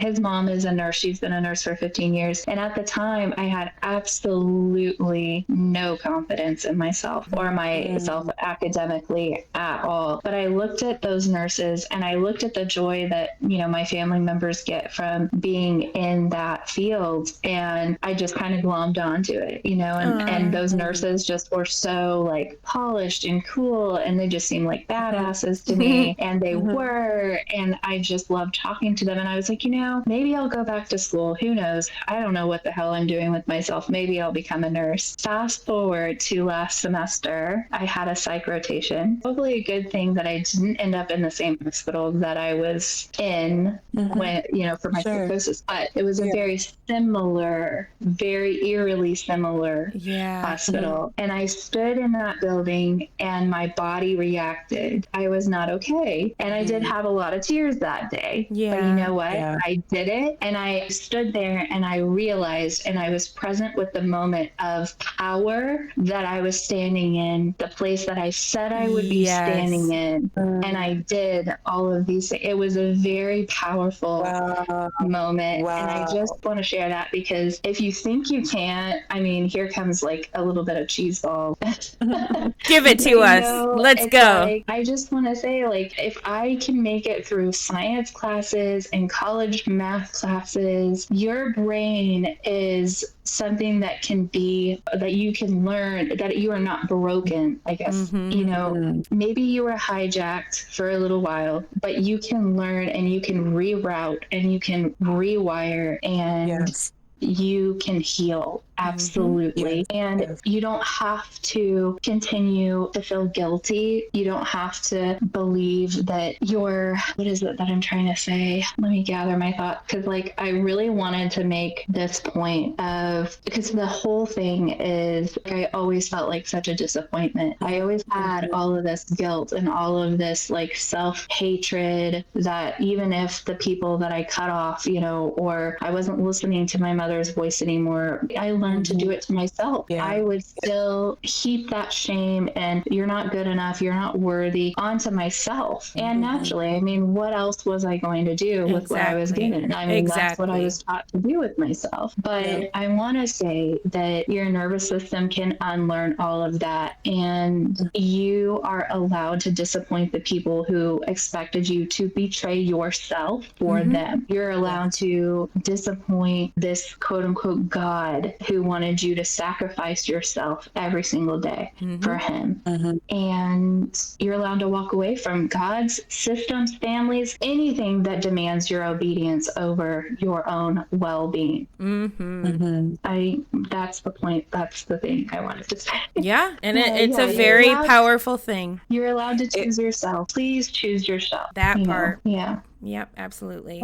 Yeah, that really aligns with a lot of what I've been learning through my own continuing education courses. It was one of the most powerful things at the end of one of my lectures that I had listened to, where they were driving home this point throughout the entire course, but this one chapter, I'll call it, this one chapter of the lesson in particular, that they were really driving home this point because they noticed that a lot of clients deal with with, again, that static box. Well, I'm broken and that's it. It's done. I'm broken and I can't be fixed kind of thing. And one of the things that the program facilitator said was that we already know this in the realm of neurobiology, not just psychology, not just like mental health, although yes, in those realms, but more importantly, where psychology and mental health, where the mind, where that transitions into the brain nervous system, the physiology. We're talking about like neurons, neural networks, neural nets. And this is what they said. They said, if the harm can be imprinted, so can the joy. If the pain can be imprinted, so can the love. If the suffering can be imprinted onto the nervous system,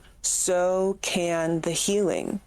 And that's exactly what you are talking about here. You found that. You've discovered that. The key. You've discovered the secret that has been so groundbreaking. It's an active process, I would say. It is, but it is. And I wanted to kind of double back on, because speaking of the active process, I did want to double back on just a note, not just for you, but also for our listeners. And I mean, and even for you, when you go back and you listen to this, especially if you find yourself in the future dealing with something that is feeling repetitive. A note here on the repetition. You can imagine like a tub, like you've got a bathtub and then you've got the water in it. That's the reservoir of the experience. And a lot of that reservoir, because it is massive amount of liquid, it can't all be contained in the brain, because when it does, know firsthand, the brain overloads and shuts down. And for survival, the body, that's incoherent with survival. So what ends up happening is the brain will offload it into the body, and it will manifest as other kinds of things, aches and pains and diseases and,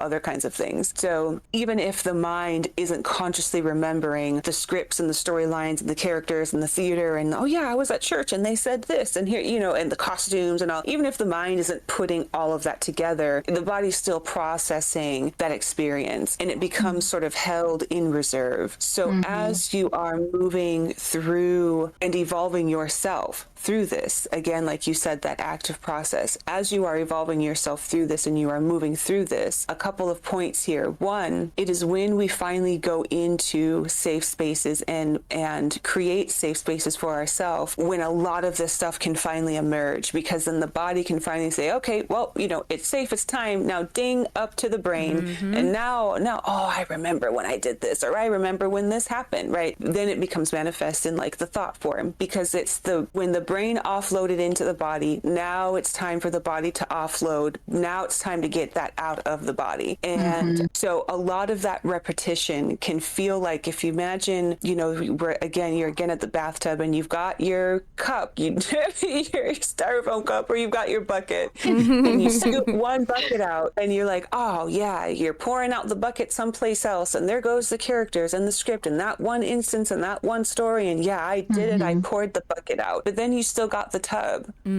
That's the body. You have to go back and scoop it out again. And yes, there is a sense and a feeling of repetition, because as you're pouring the water out, it's still water. It's not, goop, and it's not dirt, and it's not, it hasn't changed into something. It's still water. It's still the same thing. And you still have to do the same action, scooping it, moving it, and dumping it out someplace else. And so that's where it feels exhausting. Yeah. And it is. If you've ever had to scoop water out of something and you're just watching that line in the tub go down and down and down and down, that's what you're looking at. You have to work through the entire reservoir that is contained there. And it is through repetition. It is through that repetition. And additionally, a lot of that processing doesn't have to happen through the mind. It doesn't have to happen through, now let me sit down and remember all of the things and let's process through. Sometimes the motion of scooping the bucket out is having that time with your kids, is having that fun, is having that popcorn night, that date night, that pizza night, that, seeing what makes your kids light up, and you taking care of and fostering your own inner child. Those are all things that scoop it out of the tub. And there are times when it will still come back, manifest as thought. And if you ever find yourself, frustrated, like, oh, like, how am I back here again? No, dear ones, you're not back again. It's the repetition of more is coming out of the tub. You are chipping away away at that reservoir so that entire volume can be moved and utilized in other kinds of places. And so the moving and utilizing and exercising those muscles, that exhaustion of the repetition, looks like setting boundaries, maintaining boundaries, spending time with yourself, spending time, with people who care for you, spending time creating those safe spaces. But that becomes the crucible that you can finally transmute that reservoir from being held in the body, being held in discomfort, in disease, in nightmare, in other kinds of ways that the body sort of acts out, or even the mind and psyche acts out. And you're able to lay down some kind of grid work foundation so that you can pour that experience through and then use it to water something else that you can cultivate. You are in charge of growing that. Grow those flowers, grow the trees, watch the birds come by, see who comes now as you are taking that. And you talked about the catalyst, your kids being a catalyst, and that is exactly it. Being a parent, you have to have those foundations, those frameworks of boundaries, respect, trust, love, forgiveness, this sort of thing. And so that allows you to take what's held in that reservoir, take what's being held, even if it's not all conscious, even if you're not consciously processing the entire tub, and all you're doing is seeing that bucket and just one bucket full at a time. And it seems repetitious, but you are chipping away at it. You are chipping away. So I just wanted to leave you with that encouragement there. I love Thank you that. so much. Yeah, it's a beautiful way to look at it. And, even with you specifically, Shlay, when it comes to taking that water, what are you growing from using that water? And I think that it comes across in you as a parent, you as a nurse. I'm sure that what you've been through is able to make you like that tender nurse that everybody loves. Nobody likes that, the mean, grumpy nurse. Exactly. So we don't have that going on. Bottle at me one more time. Fair enough. You gotta, stand on business too. But, it's that, and then it's the role that you play in the community, because I don't even think how big of a role you play in the community. And, you're a friend and a supporter to the creators. You're a friend and a supporter to the audience of the creators. For me personally, had I come into the Deconstruction Junction and not immediately met Quill and Crystal, I don't know if I would have stayed. You know what I mean? And so you have that role in the BBD and the dumpling server where you're such a warm, welcoming presence that people come in, they're greeted with that, and already their experience is better. And so it's important from that standpoint. And so I can just on the outside see all the ways that you're taking that water and you're using it to, water these other things in your life. And it really is beautiful to see. And yourself. And yourself as well. That definitely comes across, and it's so nice to hear. Well, I feel all warm and fuzzy. I really appreciate that.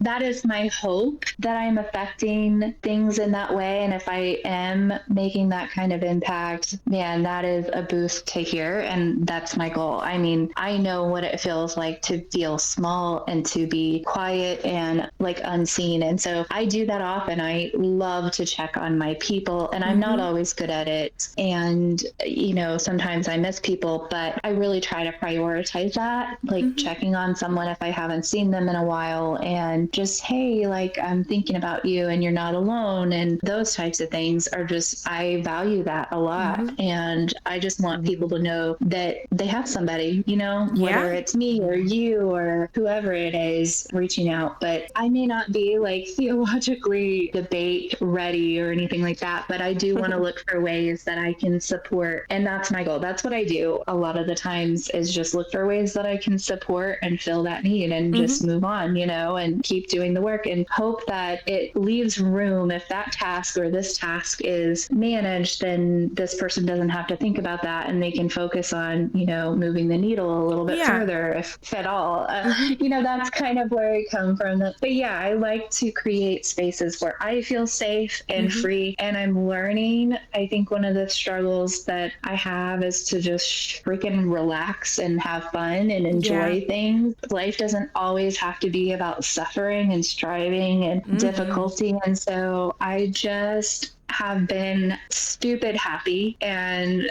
finding so much joy within the community and goofing off and playing and, you know, experimenting and practicing what that looks like for me. So that's a gift as well. But yeah. I love that. Yeah. Awesome. Congratulations. Yes, absolutely. And I was going to say, even just yesterday, I was thinking about it too, because this is also another impact that you have is like, we talk all the time about how there's different approaches to talking to Christians, and not to say that anyone is better than the other, but I think it might have even been the same person that we both responded to. And your response was compassionate. It was like coming from your experience, you know, with nursing and, you know, like the mind and the body. And mine was not that.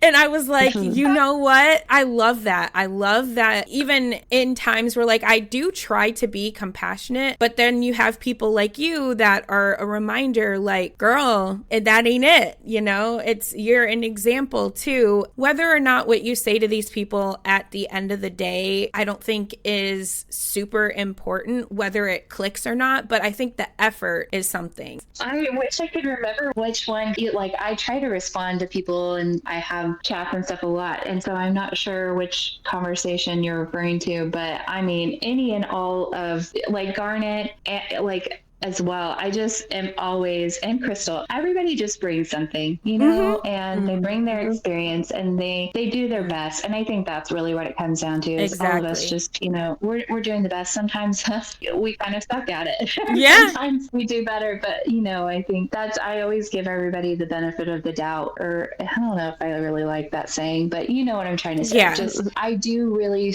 try to see the best intentions, but I don't do that for everyone anymore, you know. Right. Like I've learned that boundary of there is this criteria that I have. And then once I am shown that that's not going to be the case with you, then okay, you know, carry on. And that I pretty much don't linger with that anymore. Perfect. I just have to be. But yeah, I love our community. I love the people. I love what everybody has to offer. And I obviously I'm obsessed with our creators and relatable. Love to support them and listen and learn. I mean, the resources, the abundant resources that we have every day. I mean, we could really spend all of our time, you know, just learning from each other. Yeah. But you know, there is life to be lived as well. So yeah, I'm trying to find the balance with that. You know, it's hard because I'm like, oh, it's summer. I do what I want. Yeah.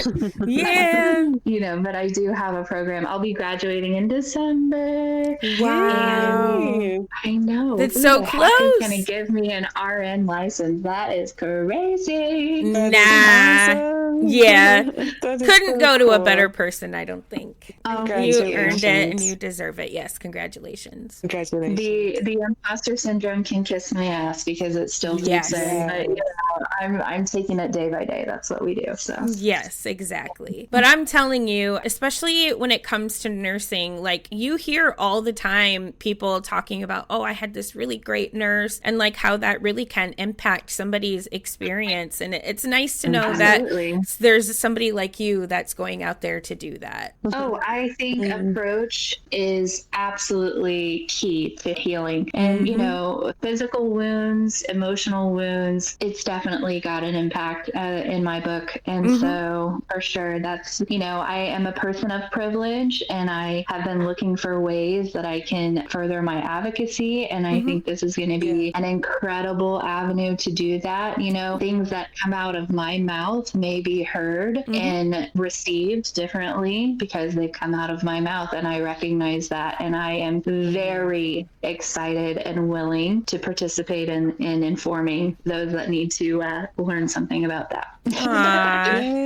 Yeah. Awesome. That's what it's about. I think one of the things that I struggle with I will say is I like to support other people in being seen and being visible. I struggle to make myself visible and to use my own voice. And so I'm really proud and grateful for this opportunity. And I want to look for ways to stretch my wings as far as that goes. Yeah. I don't know what that will look like. I want to participate because as I get to know all of you amazing humans, it makes me want to come out of that shell and to not hide so much of myself. I want to be known. Yeah. Yeah. 100%. I do. And I think to say that at my age, like with my history, is cool. You know, like it's okay to want to be known and to want to share yourself as well when it's safe to. And so,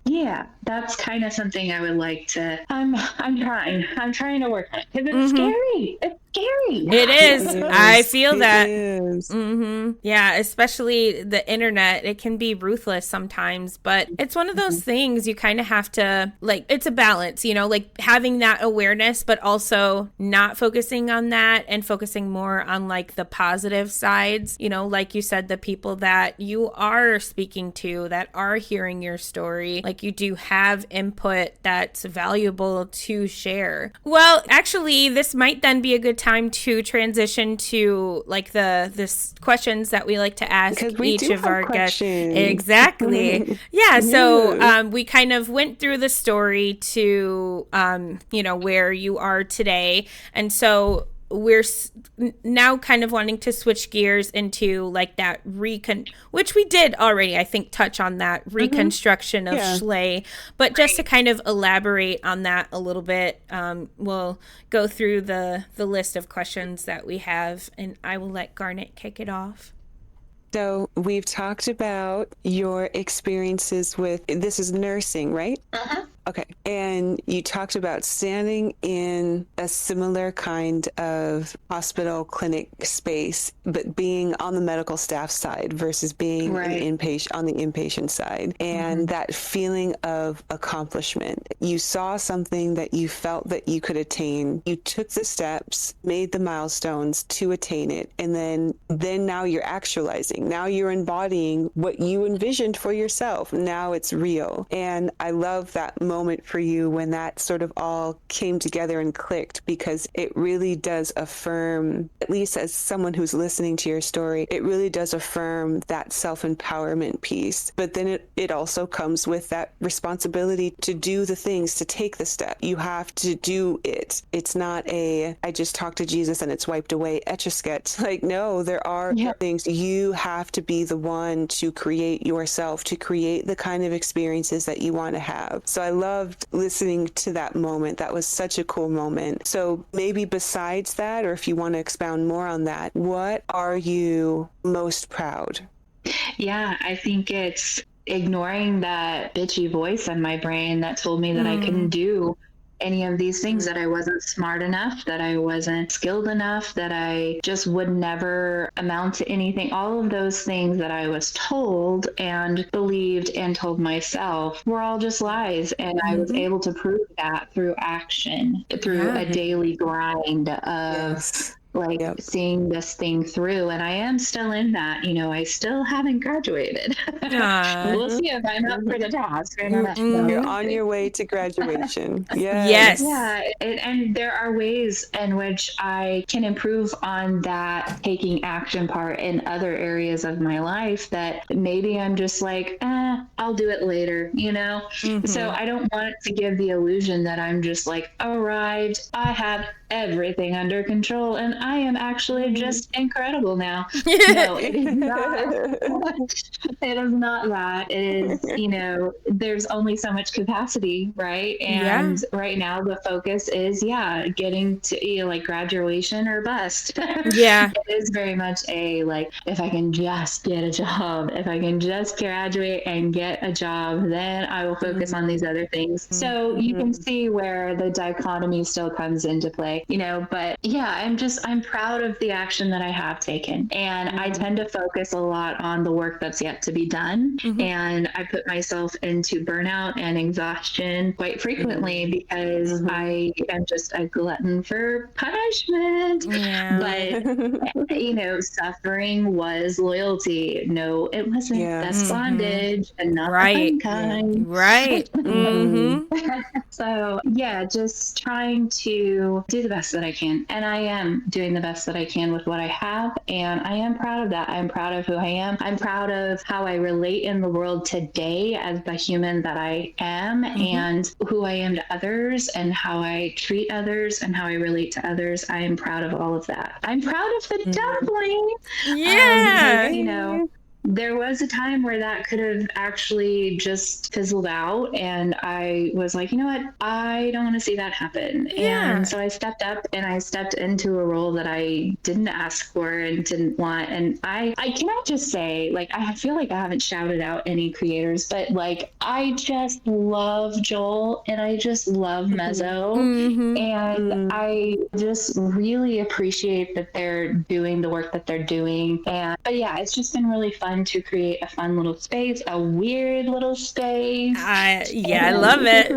I love it. And so I'm proud of that. And I'm proud of our community. Those are beautiful. The things I'm proud of. Good. And you should be. The BBD Discord, I mean, that's definitely where a lot of us go and let our hair down. And I just love it. And the Deconstruction Junction, I mean, just they're all so important in, you know, maybe in different ways, but we're lucky to have those spaces for sure. And like I said, you know, you help cultivate some of them. I am so thankful. You know, I could have easily stayed quiet and not. I actually connected with Seth before I started, you know, a friendship with Benny. And I just love the Seth-episode. Yeah! The Seth-episode. So great. Yes. But the things that Benny has done and continues to do, I mean, there's just no words. Like, what an amazing human. What a powerful gift they both are. So definitely grateful for those friendships as well. And Crystal, I mean, there's just so many, you know, like that. I mean, Volsi, are you kidding? Like, I wish I could just sit down and learn from him. I know. I mean, like I said earlier, just a wealth of resources and knowledge. And it's a privilege for sure to be part of it. I agree wholeheartedly. What internal changes have you observed? Yeah, I mean, I've changed quite a bit. The inner voice that I used to have, I mean, it mimicked my mom. Like my mother's voice was my internal voice. And I've let go of so much of that. And the healing and the freedom and the room for other things that I have. You know, and I hope to get more, you know, I hope to free up more of that space and be in it. Yeah, absolutely.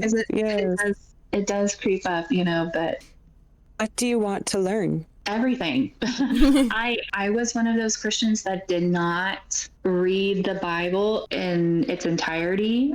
You know, I attempted many times to read it like front to back, and I just, you know, it was out of duty and obligation, and I wasn't sustainable. And so I would like to equip myself if I want to step into spaces, not necessarily debate. I don't think that's my avenue, but I would like to equip myself, even at the least, to have conversations with the people that are in my life that I love. And I won't go off into a tangent on that because I will cry. Yeah. But it is very isolating, and I do tend to get intimidated very easily in person conversation, and I get triggered by like a bulldozing type of communication style. And I would like to stand my ground, but also back it up with knowledge in better ways. So I would like to be more effective in that way, because I can talk until I'm blue in the face about feelings. Right. and life experience and those things. But I do find value in knowing, like, actually this scripture does not say that. That's a lie. And this is what it actually says. And even further than that, this is the impact, this is the effect that book is having over time. And you want to give that to children? Fuck all the way off, please. Thank you. Yeah, for sure. Yeah, I would like to see if I have something to add and then maybe add that. But I would like to be educated in those ways, in all the ways. Like all the ways. Be more educated. All right. Relatable. Who or what inspires you? Man, I would say my husband. He is so, I know, oh my God. That's really sweet. He's just like a source of calm. You know, he is the medic that you want in your time of need. I will tell you that. Yeah. And, you know, he's just a very grounding person in my life. And the way that he can handle stress, and always, you know, I tend to be like, reactive, and he just kind of approaches anything with just this calm, reasonable approach. He's just rational. He's the things that I struggle to be. And so that's inspiring. But I am inspired as well, like, of course, by all of our creators, by anybody who has the bravery to put themselves out there, whether it's singing a song or, you know, sharing their inner thoughts or writing something, a book. All of the people in our community inspire me all the time, I would say, just by doing things. I love when people do things. Yeah. And I love to support them in doing those things, you know. And, you know, my kids are just like, how can you not be inspired by these little creatures that are just full of love and joy? And right. Absolutely. Yeah. And the best thing too is they are so young. You get to watch, you know, everything unfold, and you've still got a long way to go. You know, it's almost kind of like an experiment. Now you get to see, like, okay, all the stuff that, you know, we have done as parents. Now let's see how that manifests in their life. And I think that's kind of cool. Yeah. I've told my son many times, like, don't worry, I have a savings account. And the moment you're ready to go tell your therapist all the ways that we have fucked you up, I will pay for the sessions. I was like, fair enough. But also, like, I'm going to try not to. Right. I'm doing my best, and I do love you, and I recognize that I am a failure at a lot of things. Exactly. So. We're not perfect, and that's okay. Yeah. For sure. You've talked a lot about the things that are bringing you joy. And if you want to hone in on something specifically, what is your passion? What feeds Shlay? Not necessarily the things you're doing for other people, because we know you're active in all the things, but what is your passion? What feeds Shlay? Yeah, I would say I really take a lot of joy and pride out of being a mod for these creators. I take it seriously. I do. And I'm not like a strict mod. I'm probably kind of bad at it, to be honest. I don't tend to like mute or like kick people out and block a lot of people, like obvious things, but I like to be that support. But as far as self-care goes, I'm learning to love being active. That's something that I have not touched on, but has been a struggle in my life for a lot of reasons. But taking the time to just, like, even if it's just going for a walk outside, you know, a nice little stroll, getting some sunshine, you know, those types of things, listening to music. But one of my biggest passions that I have not been able to do in a while, because I just don't have the space for it. And it's one of those things where I'm like, once I get a job, then I'll be able to have the extra, like, fuck off money that I can, you know, pour into maybe creating a space for myself to get back into painting. But I love painting and just like working with all kinds of colors and, you know, concept and being creative in that way is a huge like boost for me. And it is such an outlet that I try to find ways, and I will be honest, this is a struggle. Let's just cut to it. It's a struggle for me to give myself the gift of something that's just mine. Yeah, I am practicing at least acknowledging that I don't do it, and that is a step. Yeah. It is. But I am looking for ways to provide that for myself, and I do try, like, even if it's just like a little collage journal thing that's just for me, or, you know, some random weird like dumpling story that I've concocted, or some, you know, insights that I can share with somebody or post, or if I can get back into painting, I would love that. Another thing that I love to do is foster animals, and I haven't done it since I've been in school. We just don't have the time or the space. But I did foster kittens, neonatal kittens, and now that I have gotten into nursing, and of course my favorite, I was terrified to go for my NICU clinical babies. But of course that's my favorite, and I'm like, oh yeah, it makes sense. Like I did this already with kittens. Right. Fair enough.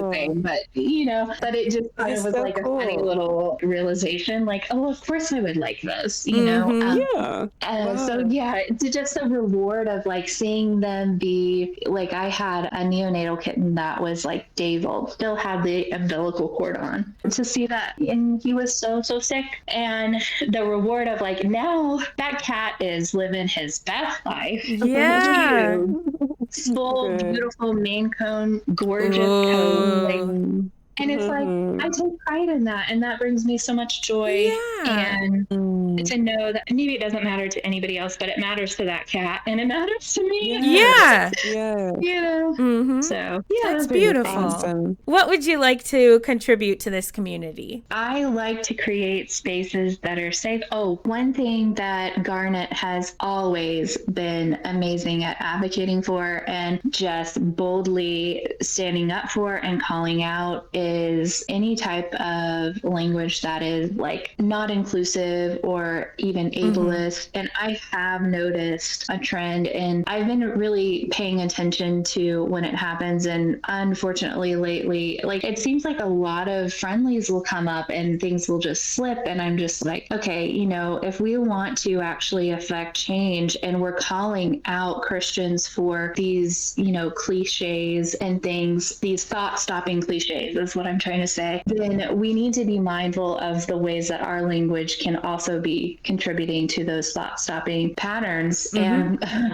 you know, certain words are definitely going to immediately cause someone to be reactive, or they're going to go into a shutdown mode. So I would like to gently offer that support in ways that I can. And I guess the biggest thing, like, I want to be support. I want people to know that if anything else, they can come to Shlay, they can talk to me, they can rely on me. I will support, I will cheer you on. I like to, you know, like, go in and offer, you know, ways to boost the live, or you know, if you need a moderation, you know, help, or if you need just an ear, you know, those are the things that I want to offer. And then maybe, you know, look for other ways to contribute. Maybe like start talking on panels and lives. I'm still in a phase of like, I kind of want to do that. I really do. But I'm still like analyzing why I want to, and how I would want to, and what that would look like. I know Crystal has been like, get on my live, get on my panel, and we'll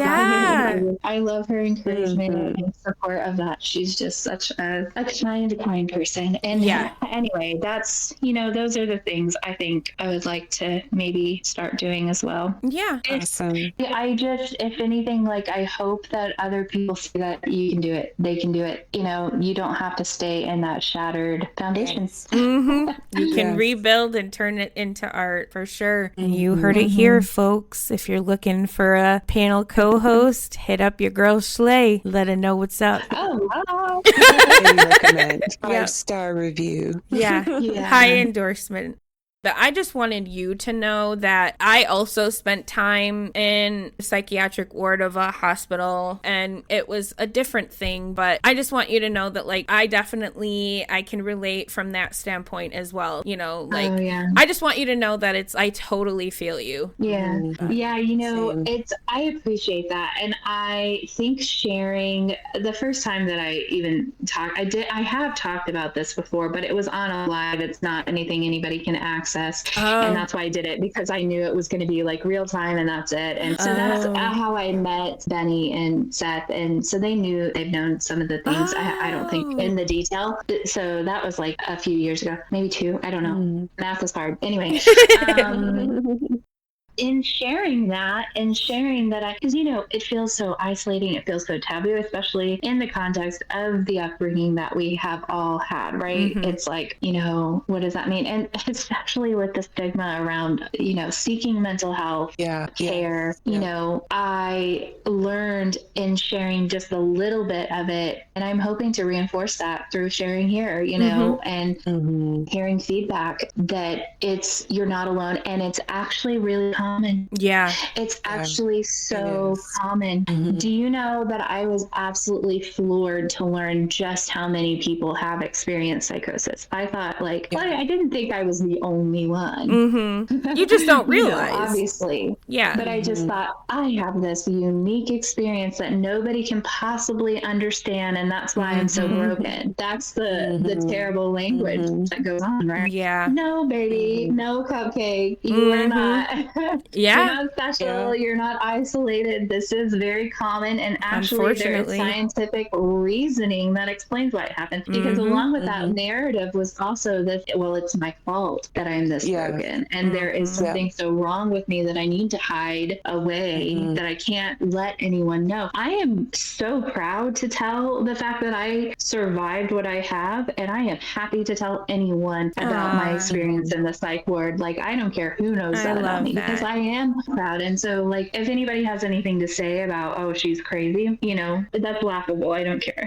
Right. You know what I mean? Yeah. So I'm not worried. Exactly I'm not worried about that. Exactly what you're talking about here is one of the reasons why I am as vocal about language, and ableist language in particular, because I understand how isolating these experiences can be. And it's even more isolating when you're in a situation and ableist language is being thrown around, because you want to move away from being associated with that. So if you're already feeling like you're the only one with these experiences, you're already feeling alone in your experiences, and you don't want to come forward, especially when it comes to being institutionalized in any sort of way, or dealing with medical staff or paramedics, or, you know, this sort of thing, not wanting to be classified as these lists of ableist words, not wanting to be associated with that, it reinforces the isolation. So when we as a community, when we're engaged in ableist language, it really can sort of be a catalyst for people to sort of stay on their own islands and not, well, I don't want to be perceived as that. I don't want to be associated with that. And so it touches on a lot of things. Worst case scenario, it lends into eugenics. And we see that this is playing out in our national landscape right now. So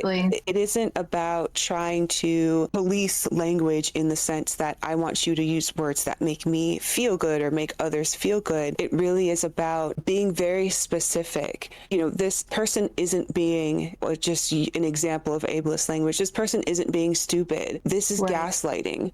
There's an actual word for this. This person is deflecting. This person is intentionally disingenuous. So all of the words that we try and ascribe to things like, oh, that's dumb, or oh, you're being an idiot, da da da. One, it's harmful for people that haven't quite come out with their story and with their own sort of mental health struggles. Then two, we want to be an educational space where people are learning how to identify harmful behaviors. And when we're not using the actual thing that's actually happening, we're not learning what is red herring, what is a straw man fallacy, what is steel manning someone else's position. We're not actually getting into the technicalities on the way this doctrine manifests. Yes. And so what you're talking about here, and I'm so happy that you spoke and that you are proud of the way that you got yourself through these experiences, and you're using your own story as a sort of connection point to encourage other people that yes, we are not alone in these experiences, whether it is hospitalization, whether it is being committed, whether it is involuntary commitment. And I understand what involuntary commitment is on a personal level, and I watch it in my family. So I want to encourage people that you are not alone, as Shlay is,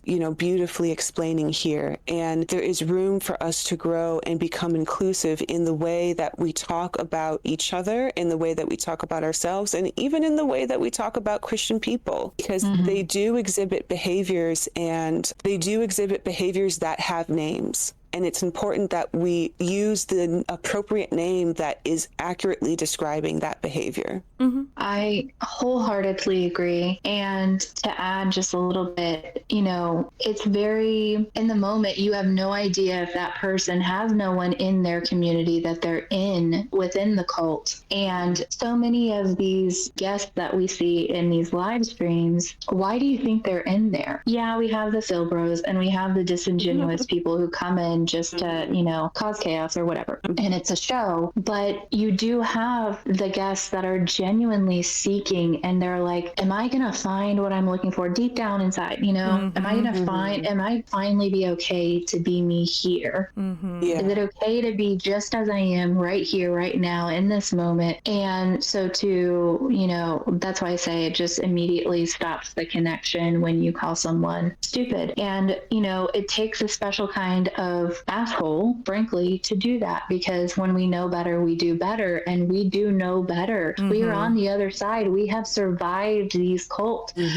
tactics, and we do know better. And so for us to punch down is an incredible weakness. And I think that's important to consider and to be mindful of when we're having these conversations. And that's why I support the creators that I do, because I do believe that's their intention and that's their goal. Whether we're always hitting the mark is not my focus. Right. Perfection is not the goal, right? But I support the people that I support because they are mindful and they're willing to hear feedback, and they adjust their behavior accordingly. And I am incredibly proud to be a part of a community and to know the people in this community that I do know, and to see that and to be inspired by it and to witness it and to encourage it and to implement it in my own life. I agree. Awesome. I think everybody needs like a Shlay or a Garnet, because Garnet has, there's even things about my own, language that I didn't even realize until Garnet pointed it out. And now I can't not think about it. And then it's like some of that. Right. Yeah. And at first it was kind of like, but it's just a part of the language. But then when you start thinking about it, it's like, well, why is it a part of the language? And then you kind of,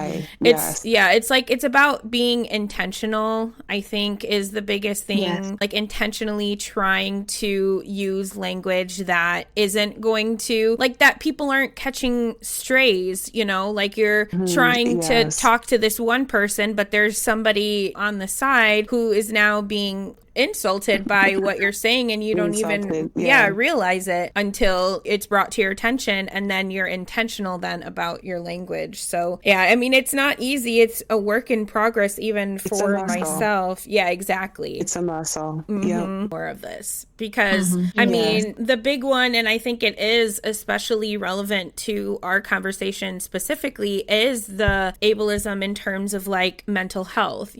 Crazy is such a big part of the vernacular right now. And since that was kind of pointed out to me by Garnet, like I can't stop seeing it everywhere, and it does kind of bother me now. And here I go saying it, but it does. It makes me cringe internally, and like I said, it's work in progress. I'm still working on it myself, but that is the biggest one. And it's like I said, it's not easy, but I mean, is absolutely something that our community could use less of. And we'll just put it that way. Yeah, I think it's a human thing, you know? I mean, I don't know that it's isolated to just our community. I mean, I think I know, absolutely. Like, we hold our community to a certain standard, maybe, because we want to see the needle move, right? Yeah.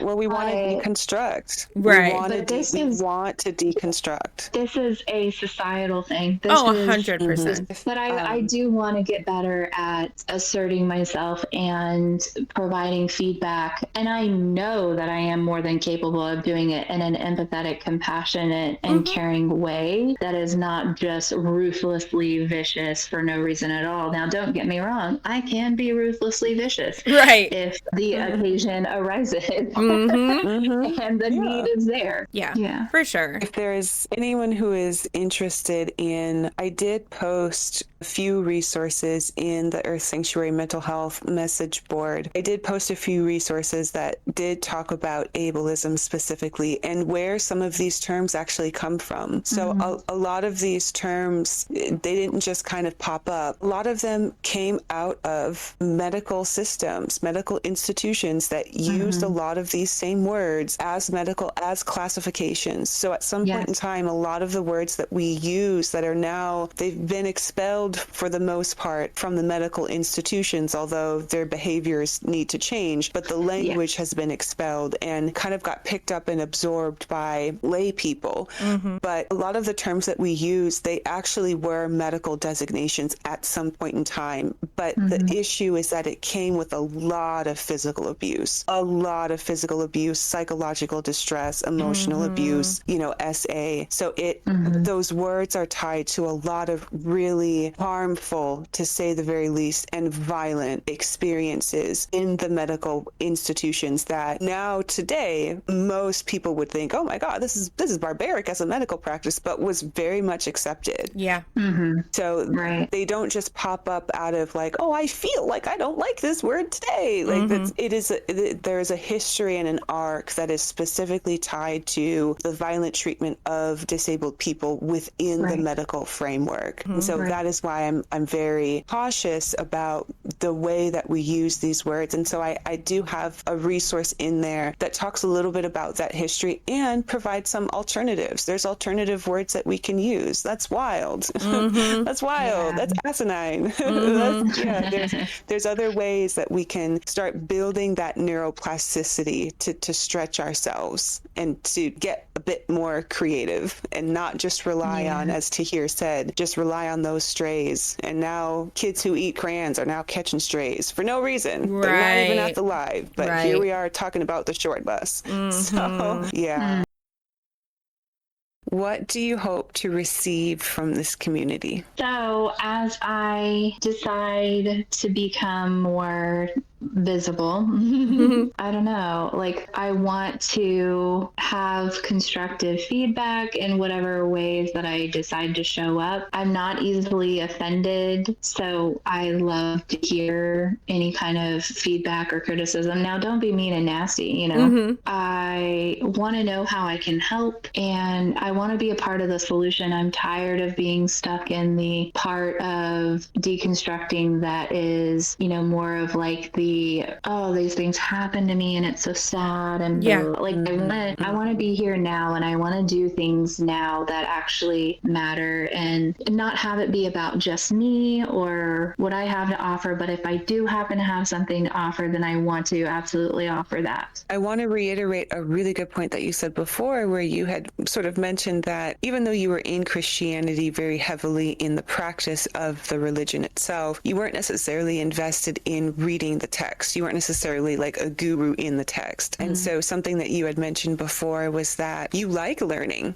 some of those ins and outs, to be able to speak to those points, to speak to those elements in the text itself. And so I'm hoping that as you continue your journey with moderating, that you are learning those kinds of things that interest you, like, oh, this is incoherent, or oh, that's a lie. I hope that you continue to find those things so that as you become more informed, you can speak, as you were just saying before, you can speak not just from like, oh, it's unhealthy because of, the mental condition that it threw me in, but also it's incoherent just as words on a page. And Right. being able to talk specifically about the text and the doctrine itself. Yeah, absolutely. Yeah, those are things that I'm definitely looking forward to. And I think as many lives as I've been in over the course of the last few years, I think maybe I know a bit more than maybe I'm giving myself credit for. I agree. It's just that I haven't practiced or stretched my wings at all. And Fly on over to Kate and Earth. And then fly over to Joyful, fly over to Joel. Yeah. Just keep flying. Start out joyful. I don't know. Well, We'll yeah. But just know that you've got support and encouragement from us for sure. And I'm sure we're not going to be the only ones, because you do have such a tender approach that I think we can never have enough of in our endeavors. I will agree.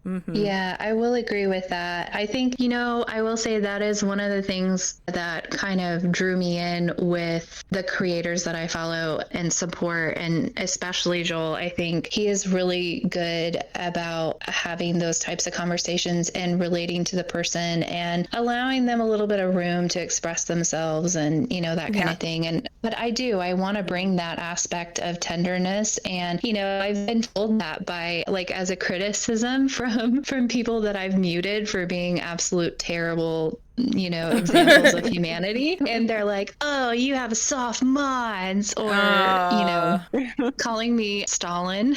Oh my gosh. Okay. All right. Yeah. And so I'm just like, you know what? I am fine with that. Call me soft. I will be the soft one. I'm happy to be that and There's to provide strength in that.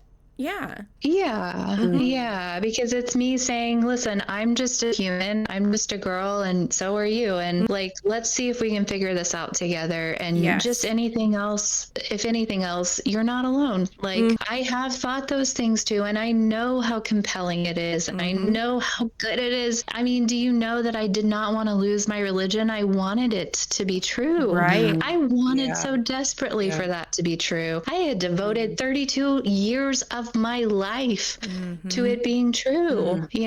Yeah. So, you're not going to just dismiss me that I have nothing to offer here and that it wasn't the same and I must have had a different version of Christianity than you did. It is the same, baby love. It's the same. And it is bad for you. It's so bad for you. And I want people to see that. That's the art behind why I'm so passionate about deconstructing and the work that we do in this community. 100%. I hear what you're saying, but I just have to ask, have you tried the Holy Spirit decoder ring? Have you tried it though? Oh my God. Yeesh. I was a Holy Spirit fiend, girl. I did the glory hoop, the tambourine. Yeah. Oh, I peeped that when you said that. Yeah, I thought that was kind of cute. I was on the I tambourine used to laugh team. so hard with Seth about my tambourine days, my glory hoop girl days. Oh man, and I will never forget. I think it was on a live that I finally decided I was brave enough to go on a live and somewhere, and Seth said, "Oh, I think I sang," which is wild. But I don't sing. I would love to sing, and I admire people who can sing. I think it's amazing. But I think I tried to sing a song, and Seth was like, "You're more of a glory hoop girl."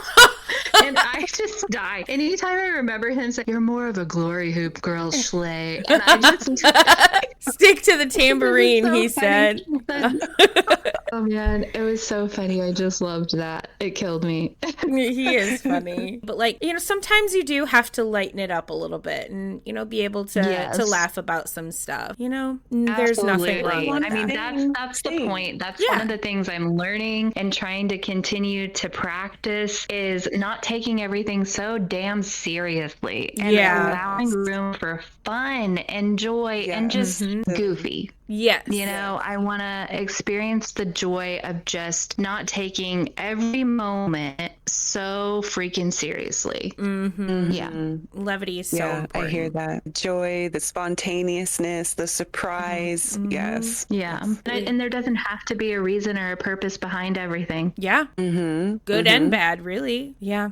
I guess that's one of the big things that I learned through my deconstruction journey. And I do kind of credit Mezzo to that a little bit, because one of the things that I had trouble letting go of is like the whole divine intervention and things are meant to be. And, you know, this is a sign and that is a sign. Like, what about all these things that you do see, you know, that just seem to happen in that way? And Mezzo was like, well, here's the different things that it could be. And then I started learning about like the pattern recognition and like all that kind of stuff. And so it did make me feel a little bit better, because it's like once you're able to give a name to something or diagnose something, it does kind of help. So yeah, I mean, good and bad. It doesn't always have to mean something. Sometimes it just is. Right. Is there anything else that you want to add today? You know, it's the learning to sit in the uncomfortable feelings, and not everything has to be packaged in this pretty little, sweet little, quiet, docile, perfectly shaped, you know. Yeah. Chaos. Let the chaos exist and be happy. Be happy with it. Sit with it. Yep. That's the tagline of this episode. Yeah, let the chaos exist and be glad in it. That sounds like a verse.